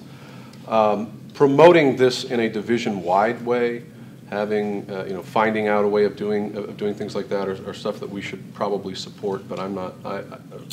I think a golden hour at this point is a golden dream. Lori. Yeah, I love the idea as well, but it is impossible in SEM.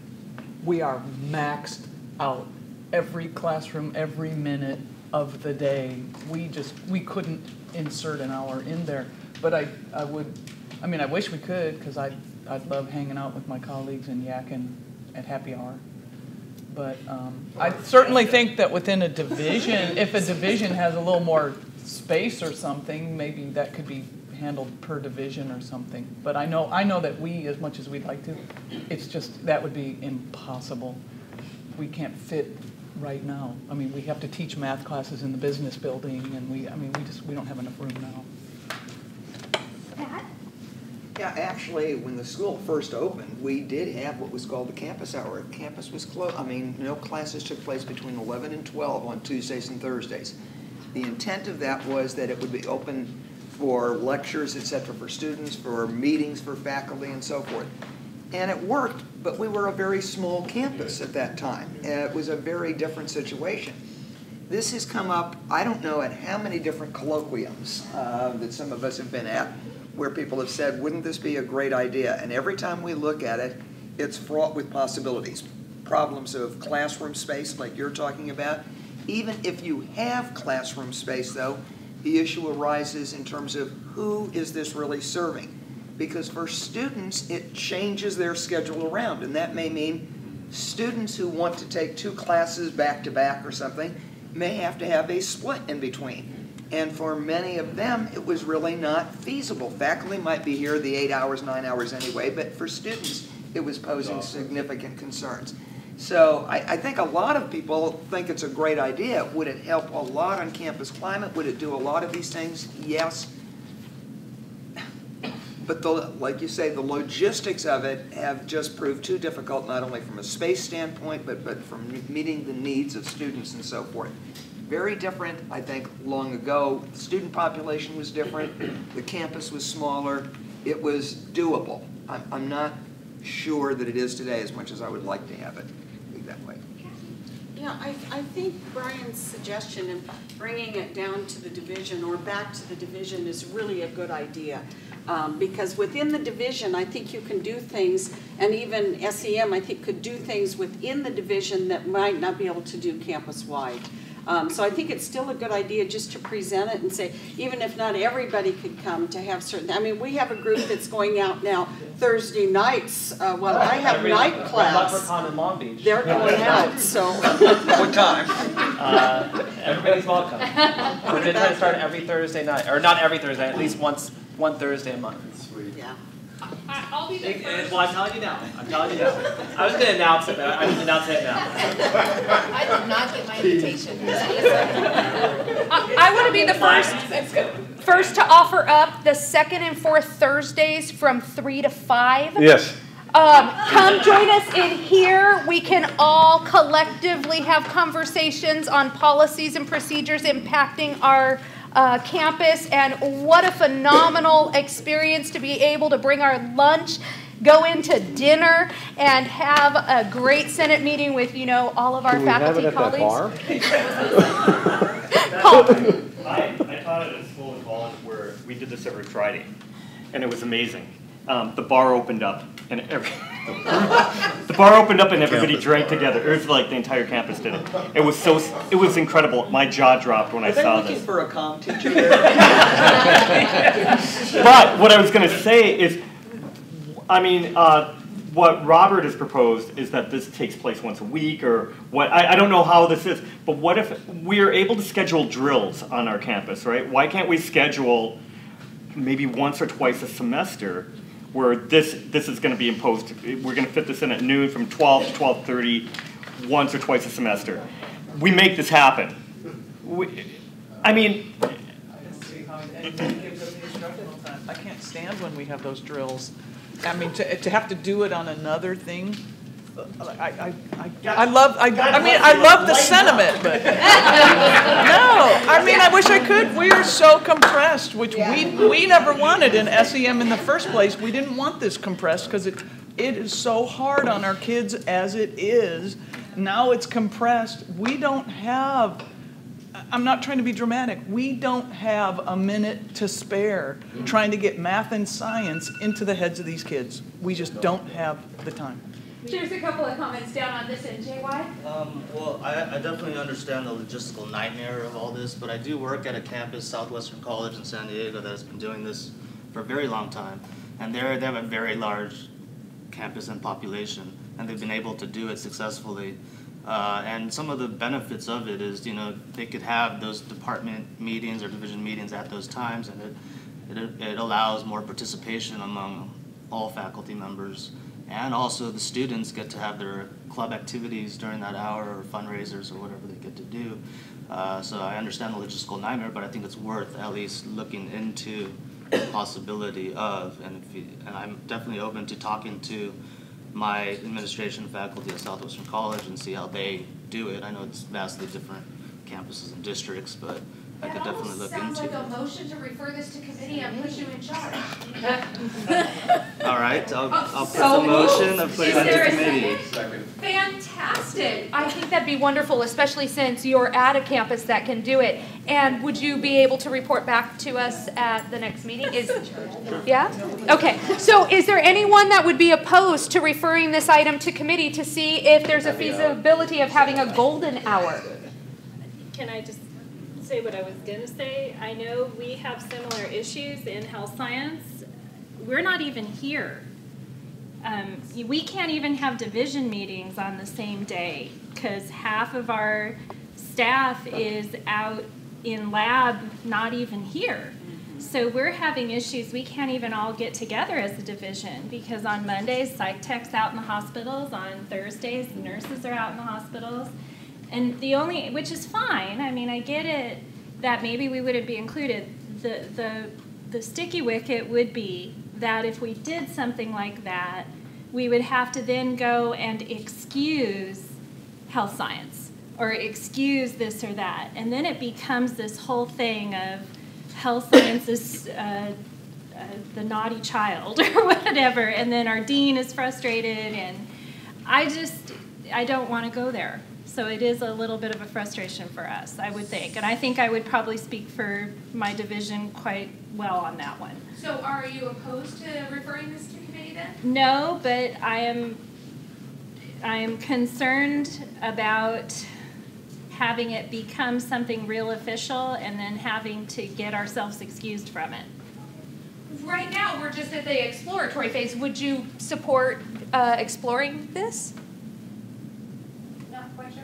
Would you at least abstain? Yes. Oh, okay.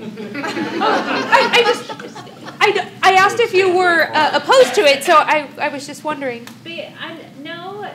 But I'm concerned about it becoming an institutionalized thing. Put it that way. If we want to do it as something extra, and this is nice, and let's do it as a social thing. But when you institutionalize something like that, then there are obligations, and then the faculty that can't meet those obligations gets a reputation or gets I don't know. I'm uncomfortable with that, I guess. Well, currently the motion on the floor would be to refer this to committee, and JY, of course, would be on that committee to report back to us how it's done at other campuses and the feasibility of doing it here. Is there anyone that wants to speak in support? Well, I just want to say that I did work at a campus that did that, and I still work there. It was Cal State Long Beach. Cal State Long Beach had something called the dead hour. It was from 12 to 1 that everything shut down on campus. And it worked for a number of years, but then we have too many students, almost 36,000 students there, and it just got too big to do. But Renee and I have a great solution. Our solution is we're looking at, why don't we even just have a lounge where we can get together? Right. We don't have to have a dead hour, but let's just have a lounge somewhere, and you can come in and go as you please, and maybe we can get a bar in there. No, I'm just kidding. Right. But that's our solution, so at least we could get together, you know. Great for afternoon class. And we did talk to Bob Simpson about it. He was supportive of it. Our sister school, Fullerton, has 2 lounges, I'm told. Right. Is there anyone in opposition to the motion referring this to a committee for the feasibility? Yeah. All right. All those in favor then say aye. Aye. Any opposed? Any abstentions? Abstention. Okay. Jane? Very good. The motion passes, so I look forward to seeing that on the agenda again in the spring. All right, that takes us to, wait. We can do something else before 4:40. No, I'm just kidding. We are on item 8B. This is Keith's item, so I'll give it to you. I'm turning over to Kathy Watt. For those of you that don't know, I'm Kathy Watt. I'm the ESL department coordinator. I'm the ESL department coordinator, and I'm giving the background on the agenda item. In early November, someone removed a stapled, addressed private note from a language arts full-time faculty mailbox. This was a private communication intended by one faculty member for another. The document was then photocopied, double-sided, placed into white envelopes, and anonymously left in all of the full-time faculty members' boxes in the language arts workroom. This was discovered the following morning, and almost all of the envelopes were then retrieved. That private communication left in faculty mailboxes might be subject to others' perusal and then used in unintended ways is extremely disturbing and a clear invasion of the privacy we expect in the academic and professional environment in which we work. The specific content of that correspondence is not germane to the resolution. The focus of the resolution is an action, a condemnation of the action of not just the removal of personal correspondence, but also the distribution of that in unintended ways. In addition, an investigation is being conducted by Campus Safety, and any Senate discussion of the content of that correspondence could interfere with that. And with that, I'll turn it over to Cherie. I'm passing around the resolution for a first reading, and I should wait just half a second so we don't have all the noise of passing them around.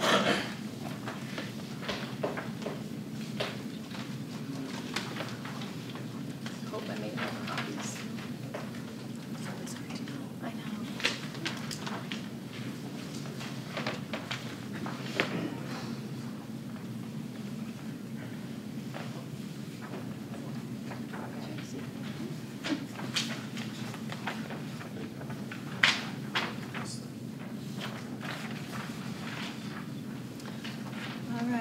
Resolution of condemnation of unprofessional conduct. Whereas Cypress College has adopted core values that include collegiality and integrity and was commended by its last accrediting visiting team for living its values. And whereas the illicit photocopying of private correspondence between two faculty members and the illicit distribution of such correspondence to non-involved parties displays a reckless disregard for the values of collegiality and integrity. And whereas the anonymous photocopying and distribution demonstrates the lack of integrity of the offender who is unwilling to claim or accept responsibility for said actions. And whereas the anonymous photocopying and distribution undermines campus collegiality by potentially casting suspicions on innocent people. And whereas such actions belie the standard of professionalism that should be expected of all those in the academic environment.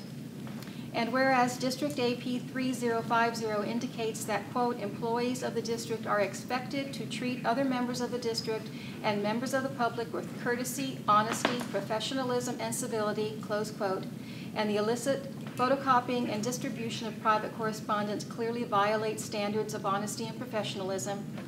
And whereas, while such actions may not be illegal under federal laws regarding the privacy of one's mail, they display a wanton disdain for the spirit of and rationale for such laws and violate a reasonable expectation of privacy in the workplace. Be it therefore resolved that the Academic Senate of Cypress College condemns the actions of this invasion of privacy via the actions of photocopying and distributing private correspondence that took place in the Language Arts Division. Be it further resolved that the Academic Senate expresses its distress and dismay regarding the unprofessional behavior of the person or persons responsible for such actions. And be it further resolved that the Academic Senate urges the administration and the Campus Safety Office to continue its investigation into the discovery of the identity or identities of the perpetrators of such egregious acts. This is a first read. The only thing that we typically would do is entertain any questions regarding the content of the resolution. Then the idea would be that you would go back to your constituents to have a discussion on whether or not they would support this. But before we even go there, one of the things that I would mention, typically there's no more than 4 whereases in resolutions of the Academic Senate, so we may have some question regarding combining whereases or potentially removing certain whereases. But before that, I will ask, are there any questions regarding the resolution? Yes, sir. It's referenced here of illicit things and actions of the invasion that I'm asked to condemn. This looks like a grand jury indictment for somebody who actually wants an indictment. Not the ones that we've seen recently. And you've you've mentioned that part of the reason why we can't talk about some of those actions that I'm supposed to condemn is because they are currently being investigated by another place.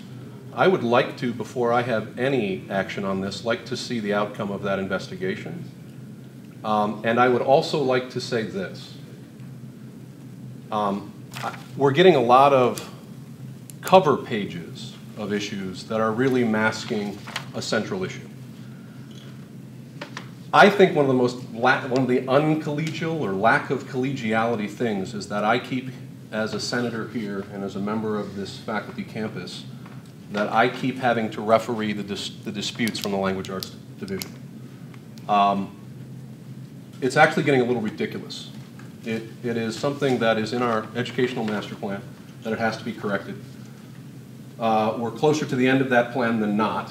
The longer we don't do something to prevent these things from coming up, the more I'm going to think that the educational master plan is simply useless, and all we have to do are things that are not hard or controversial. I don't want program review to be affected by this. I don't want curriculum to be affected by this. And I will rule, or I won't rule, I will vote on this in the spring. But I would like the Language Arts Division to resolve this stuff first and come back with a resolution that all of them support. Because if I'm going to be asked to referee this is not where I'm going to stop. The president of this college said that the problems that exist in the Language Arts Division are academic and professional, and if they cannot be resolved, they are to be resolved by the Senate.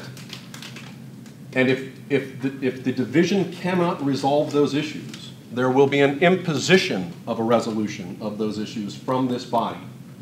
And that could be much more fun than amending the Constitution was last spring.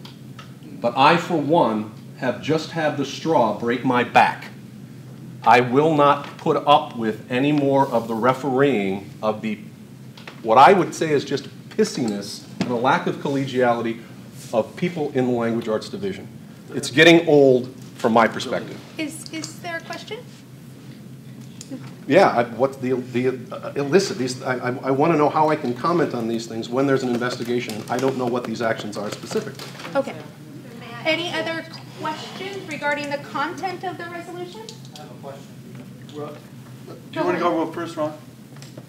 Ron, you want to go first? Question, sure. Which is, isn't there already a district policy against using photocopiers for personal reasons?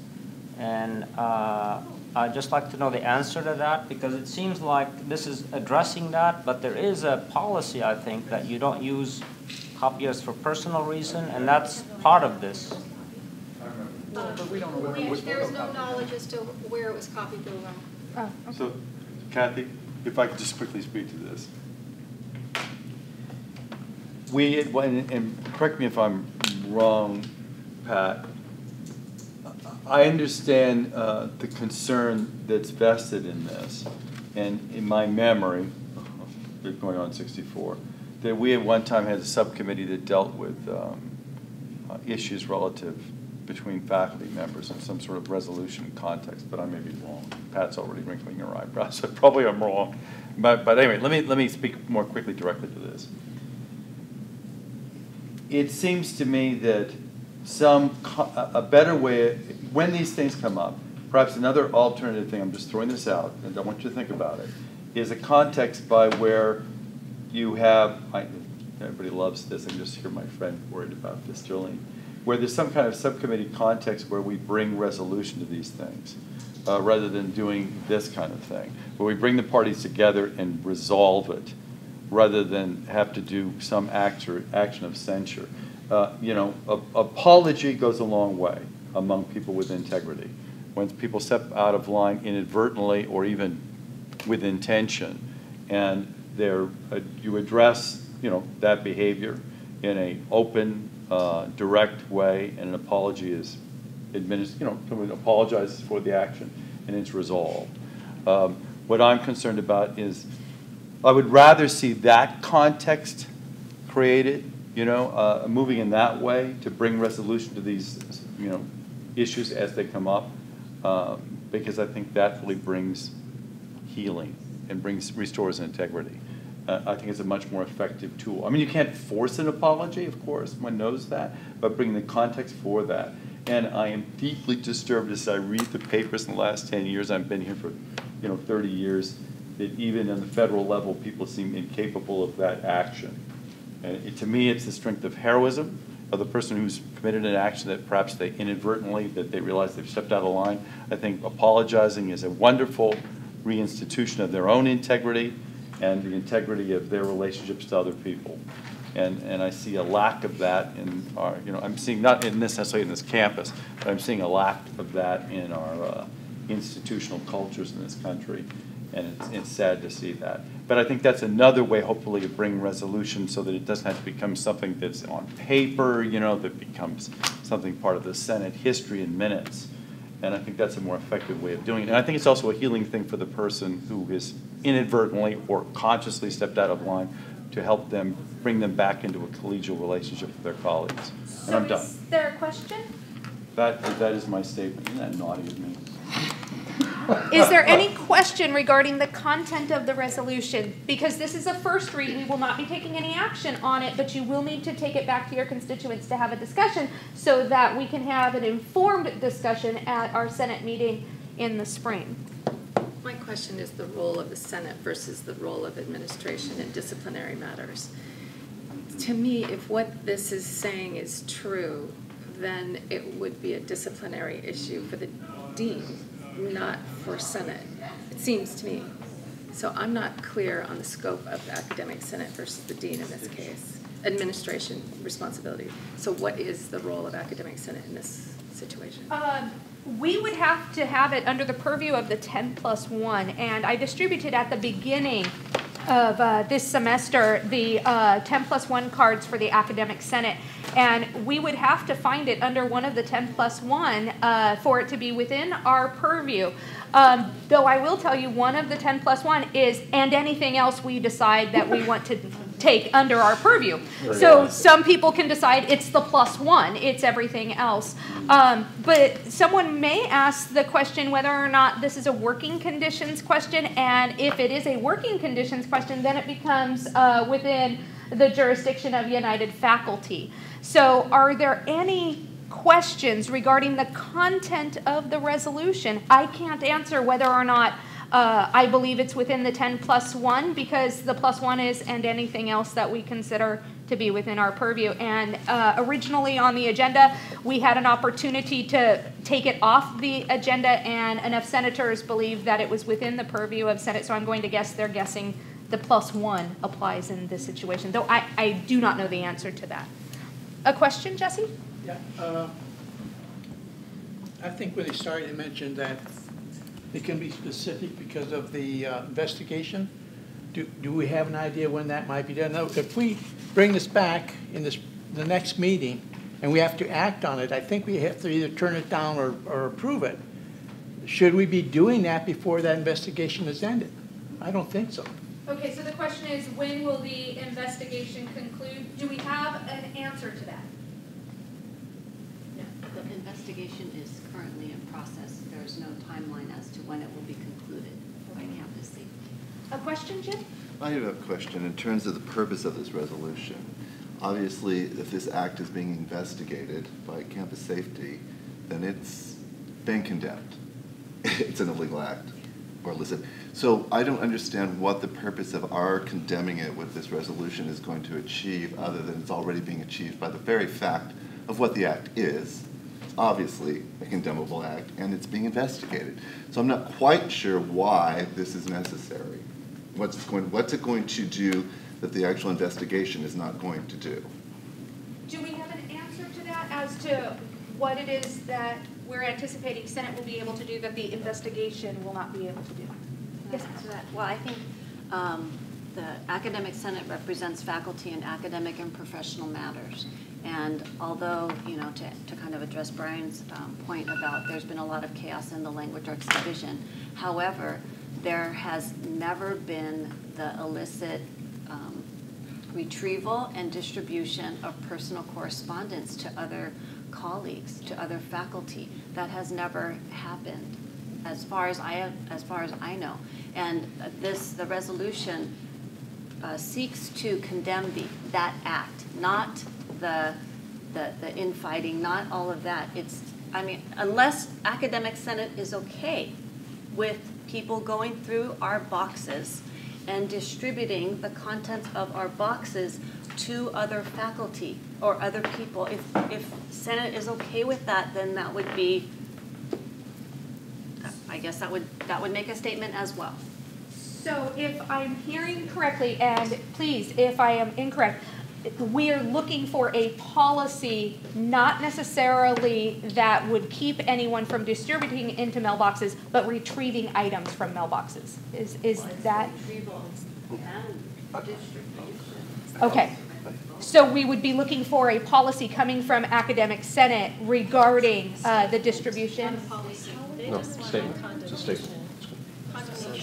Okay. You want to ask Another question? Yeah, well, just a point, and I understand the problem with well, here's the deal. The expectation of privacy doesn't apply to management. There is no expectation of privacy in a work environment. If this was done by a manager, and I'm not saying it was, they have a right to go through your mailbox, go through your desk.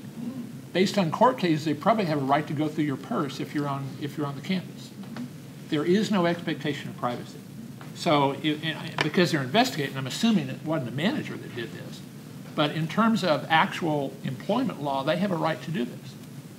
So, I mean, I agree, condemning, having a resolution to condemn this kind of privacy violation, I think it's great, but I don't think if it's a managerial area, it's not going to stand up.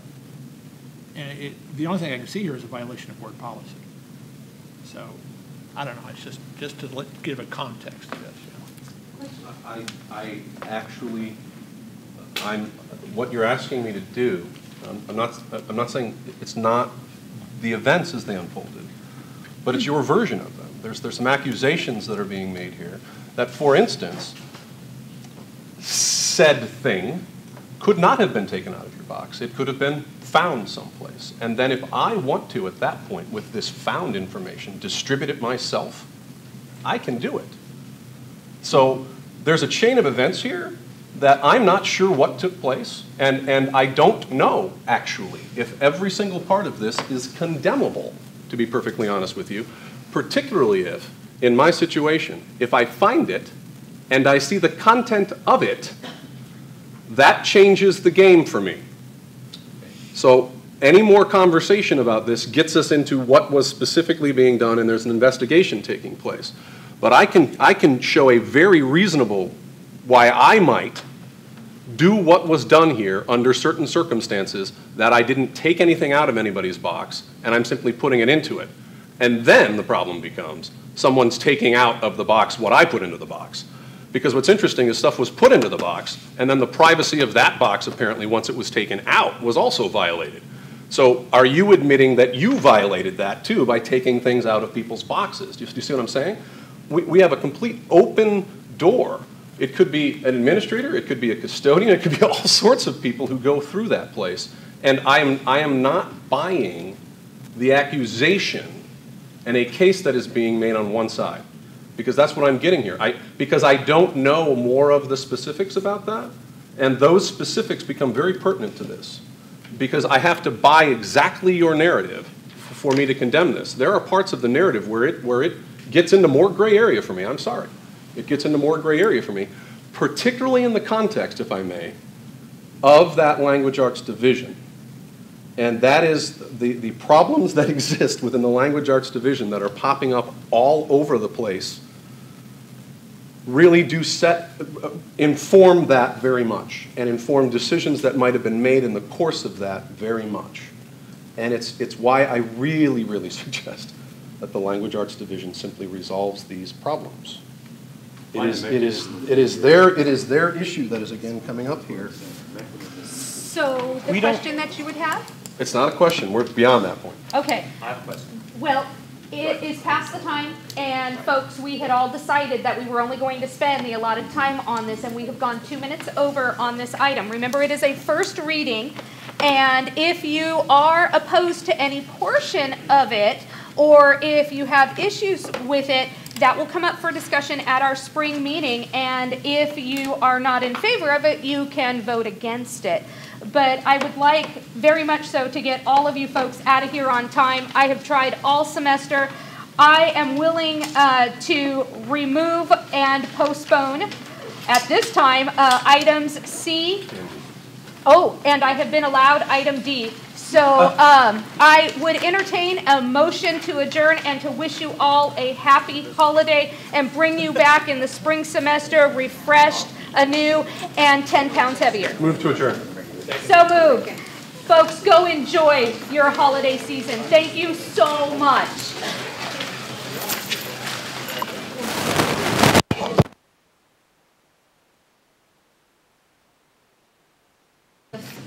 Item 8B, the resolution could be moved up to guarantee it is read for first reading because of the time-sensitive nature of it. Okay, moved up, how far up? Just to a time certain so that it happens by 5 o'clock? Or yes, please. Okay. Before losing a quorum. Before losing quorum, okay. We may be able to accomplish that with another motion. Okay. That I would like to make. Oh, well then. I'd like to move that we limit the debate on all the agenda items to the times listed. Okay. Is there a second for?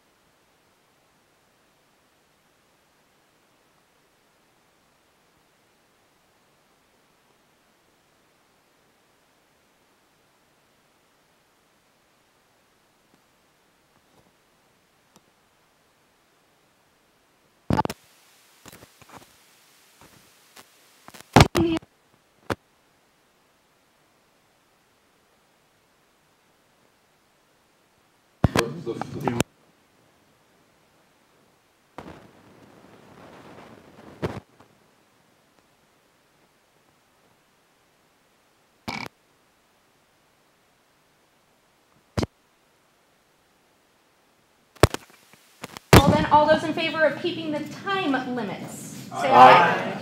Any opposed? Very well then. Then I'll take the second item that we move item 8B to some time before our adjournment and loss of quorum. Anyone wishing to discuss that motion? Anyone want to make that motion? It's a little vague. I think I'd just rather put it in a particular place. Okay. Because I am concerned that it still is at the last 15 minutes. Okay. So, and of all our good efforts, we tend to still stretch along. So a time certain, 4:40, 4:45?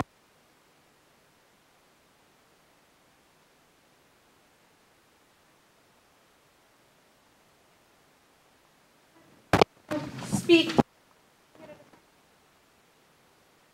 Maybe in favor of having it at 4:45? And if it comes up prior to 4:45? I mean, is there some kind of context where you're trying to, the Senate's trying to take a position to deal with it in the form of some sort of resolution of that behavior? I mean, some kind of guidelines, you know what I mean? There was reaffirming standards or criteria of behavior to improve the situation. That is part of the resolution. Because I mean, I would, because again, if it's just, don't do that, I don't know how productive that is. No. I would be more comfortable if it had to do with this, let's reaffirm or clarify what procedures are relative to this kind of behavior. Correct. So as to improve, rectify, and resolve it, rather than simply slap something on the wrist.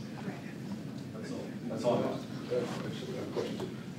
In terms of that, it's related to what Mark said.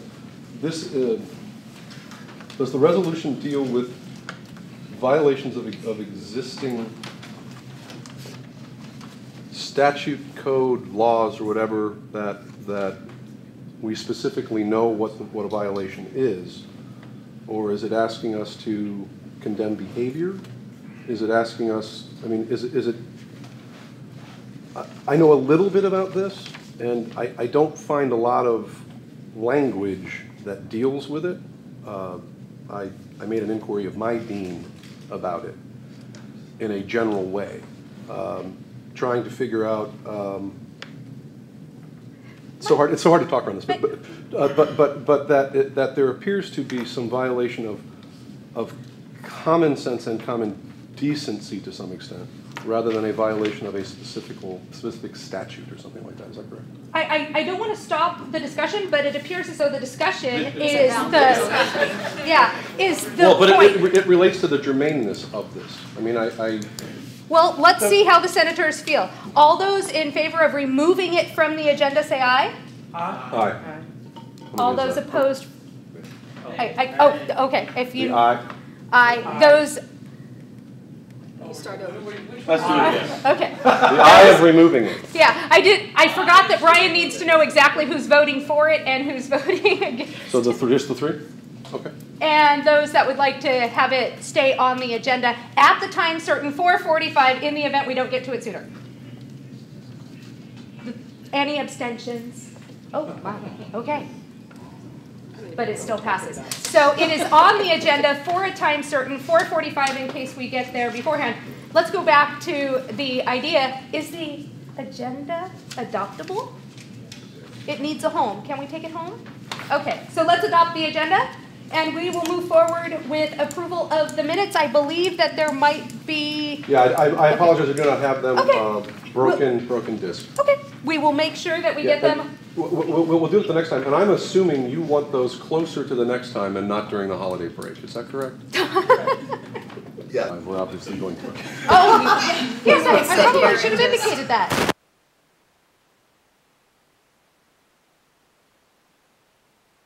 In the event... After we adjourn. Do not get to it by 4:45. It will occur at 4:45. Are there any... the time-sensitive nature of this item? All those in favor, please. Aye. Any opposed? Okay, I have one opposition. Any abstentions, I should ask for? Very well. I believe that there might be another motion. Yeah, I'd like to move that 8B be removed from the agenda. I don't see how the Senate, as defined in its constitution, has a reason to be discussing that. Okay, is there a second to the motion before we continue discussion? Second. Okay, go ahead, Craig. Having talked to some of the parties involved, I think it's an issue that's most it's best handled by Eldon or by other members of the administration, and I don't see how it fits under 10+1. So I don't think we should be talking about it, considering all the other stuff that we have to do today. Okay. Is there anyone that would like to speak in opposition to the motion? 10+1 has to do with the academic senate's relationship with the board. And there are other areas within our documents of our district, including District AP 3050, dealing with employee conduct with one another. So we that wrote the resolution feel it is most appropriate for this voice of faculty to hear the resolution. Okay. Anyone else want to speak in favor of removing it from the agenda? Pat? No. Oh, okay. Anyone else want to speak in favor of removing it from the agenda? I think it's more of a personnel that should be handled either within the division or the people themselves or human resources. I don't think it should come here. All right. Anyone else want to speak in opposition to the motion? Pat? In addition to what Cherie mentioned, that 10+1 is a restriction on the board, not on what the Senate can discuss. If you look at the Constitution, it says that the Senate also has the right to represent the faculty and inform the faculty of issues that are of concern. This is an issue that is of extreme concern to those of us in the Language Arts Division, and we think it is the type of thing that the rest of the faculty should be aware of, informed about, and willing to take action on. All right. Anyone else want to speak in favor of the motion to remove it? I just have a question of clarification. Is the agenda item, in the wording of it, it seems to be at front related to the action of condemning an action that, well, I presume is, I don't know anything about it, if it's inappropriate. But I'm not sure contextually whether that includes some kind of solution. Okay. Okay. Let's move on to public commentary then.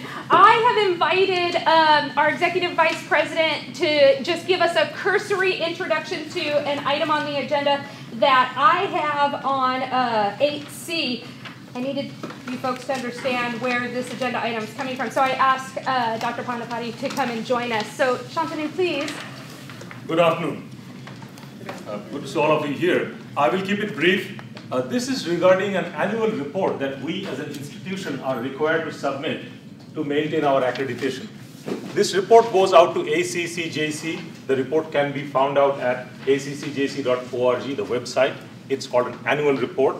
And it's typically due around end of March, beginning of April, around that time. It has to be prepared by the accreditation liaison officer and locked in by the college president. There are certain items in this report which pertains to student achievement data. Question number 14A, which says, what's your institution set standard for successful student course completion? So if we have a successful student course completion at 67% for the last N number of years, our accreditation body asks us to define what is going to be our institution set standard. Is it going to be 67%, 69%, 75%? Whatever is the number. Last time when it first came out, I was the ALO. I talked to the accreditation office saying that in such a very short time, what basis do I determine what is going to be the institution set standards? And the question was, well, that's up to you to figure out. You figure out the methodology, how you're going to do that. There are some other questions also here which all talk about the institution set standard. Not only that, on question number 23, or 24, it says, how do we define the accreditation, institution set standard? What is the process that we engage in setting that institution set standard for student achievement? That need to be described in something like a couple of thousand words or so.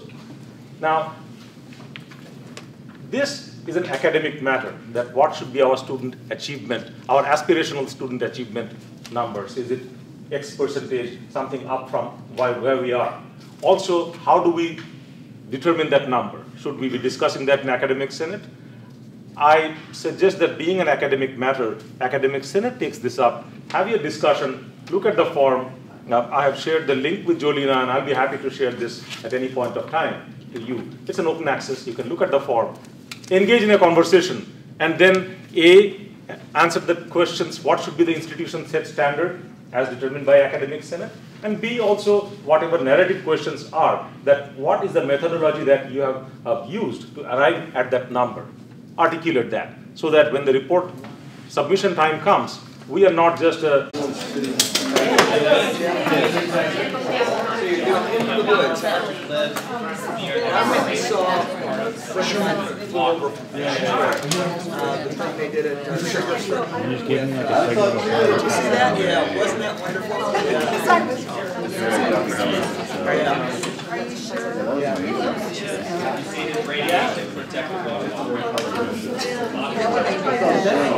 Now coming out, yeah, so he doesn't know if he'll be able to go on Christmas Day, but so he flew over just for that. Yeah. Special thing, the Singers Trail one into the woods that they had Sunshine there, they had Moon there, they had Peters there, they had all the people, and then they decided to Good afternoon, ladies and gentlemen. I'd like to call our Academic Senate meeting to order. It is our last one of the fall semester. Cannot believe we have already come to the end of the semester, but here we are once again. And if any of you feel like you've missed me, I've missed you too.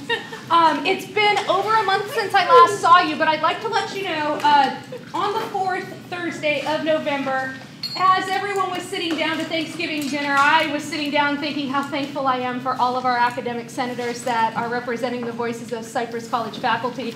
And I went right out to See's Candy, and was certain to bring you all something to show you my gratitude for your service on Academic Senate. So thank you so very much. Thank you. So you shopped on Thanksgiving? Of course. Annie C's Candy was open on Thanksgiving? You know it? Shame on all. It's called online. Oh, online. That's something very different. I'm sorry. I take that back. I didn't leave my house on Thanksgiving. Wait, you can shop by leaving the house? Good point, Mark. See, I had no idea. If you don't know, you don't want to. Yeah. It was very convenient. They delivered it to my doorstep. All I had to do was bring it in. It was so convenient. Dangerously. Yes. All right. So I believe we have a quorum. Do we have any alternates? I see a new Sarah. Thank you very much. We have Cherie Dickey for Sarah Jones. Any other alternates with us today? We will momentarily have Lee stop by one of you all over. Okay. Okay, so we will not have Joel? Joel is giving a final. Okay. Okay. Thank you. Very well. Any other alternates that I'm not seeing? All right, I believe we have a quorum. So let's take a look at the agenda, folks. Thank you so much, Brian, for sending this out. I don't know of anything that is urgent that needs to be reordered. So let me ask, is there anything that needs to be reordered on the agenda? Yes, ma'am. Yes, just concerned because of the length of the agenda.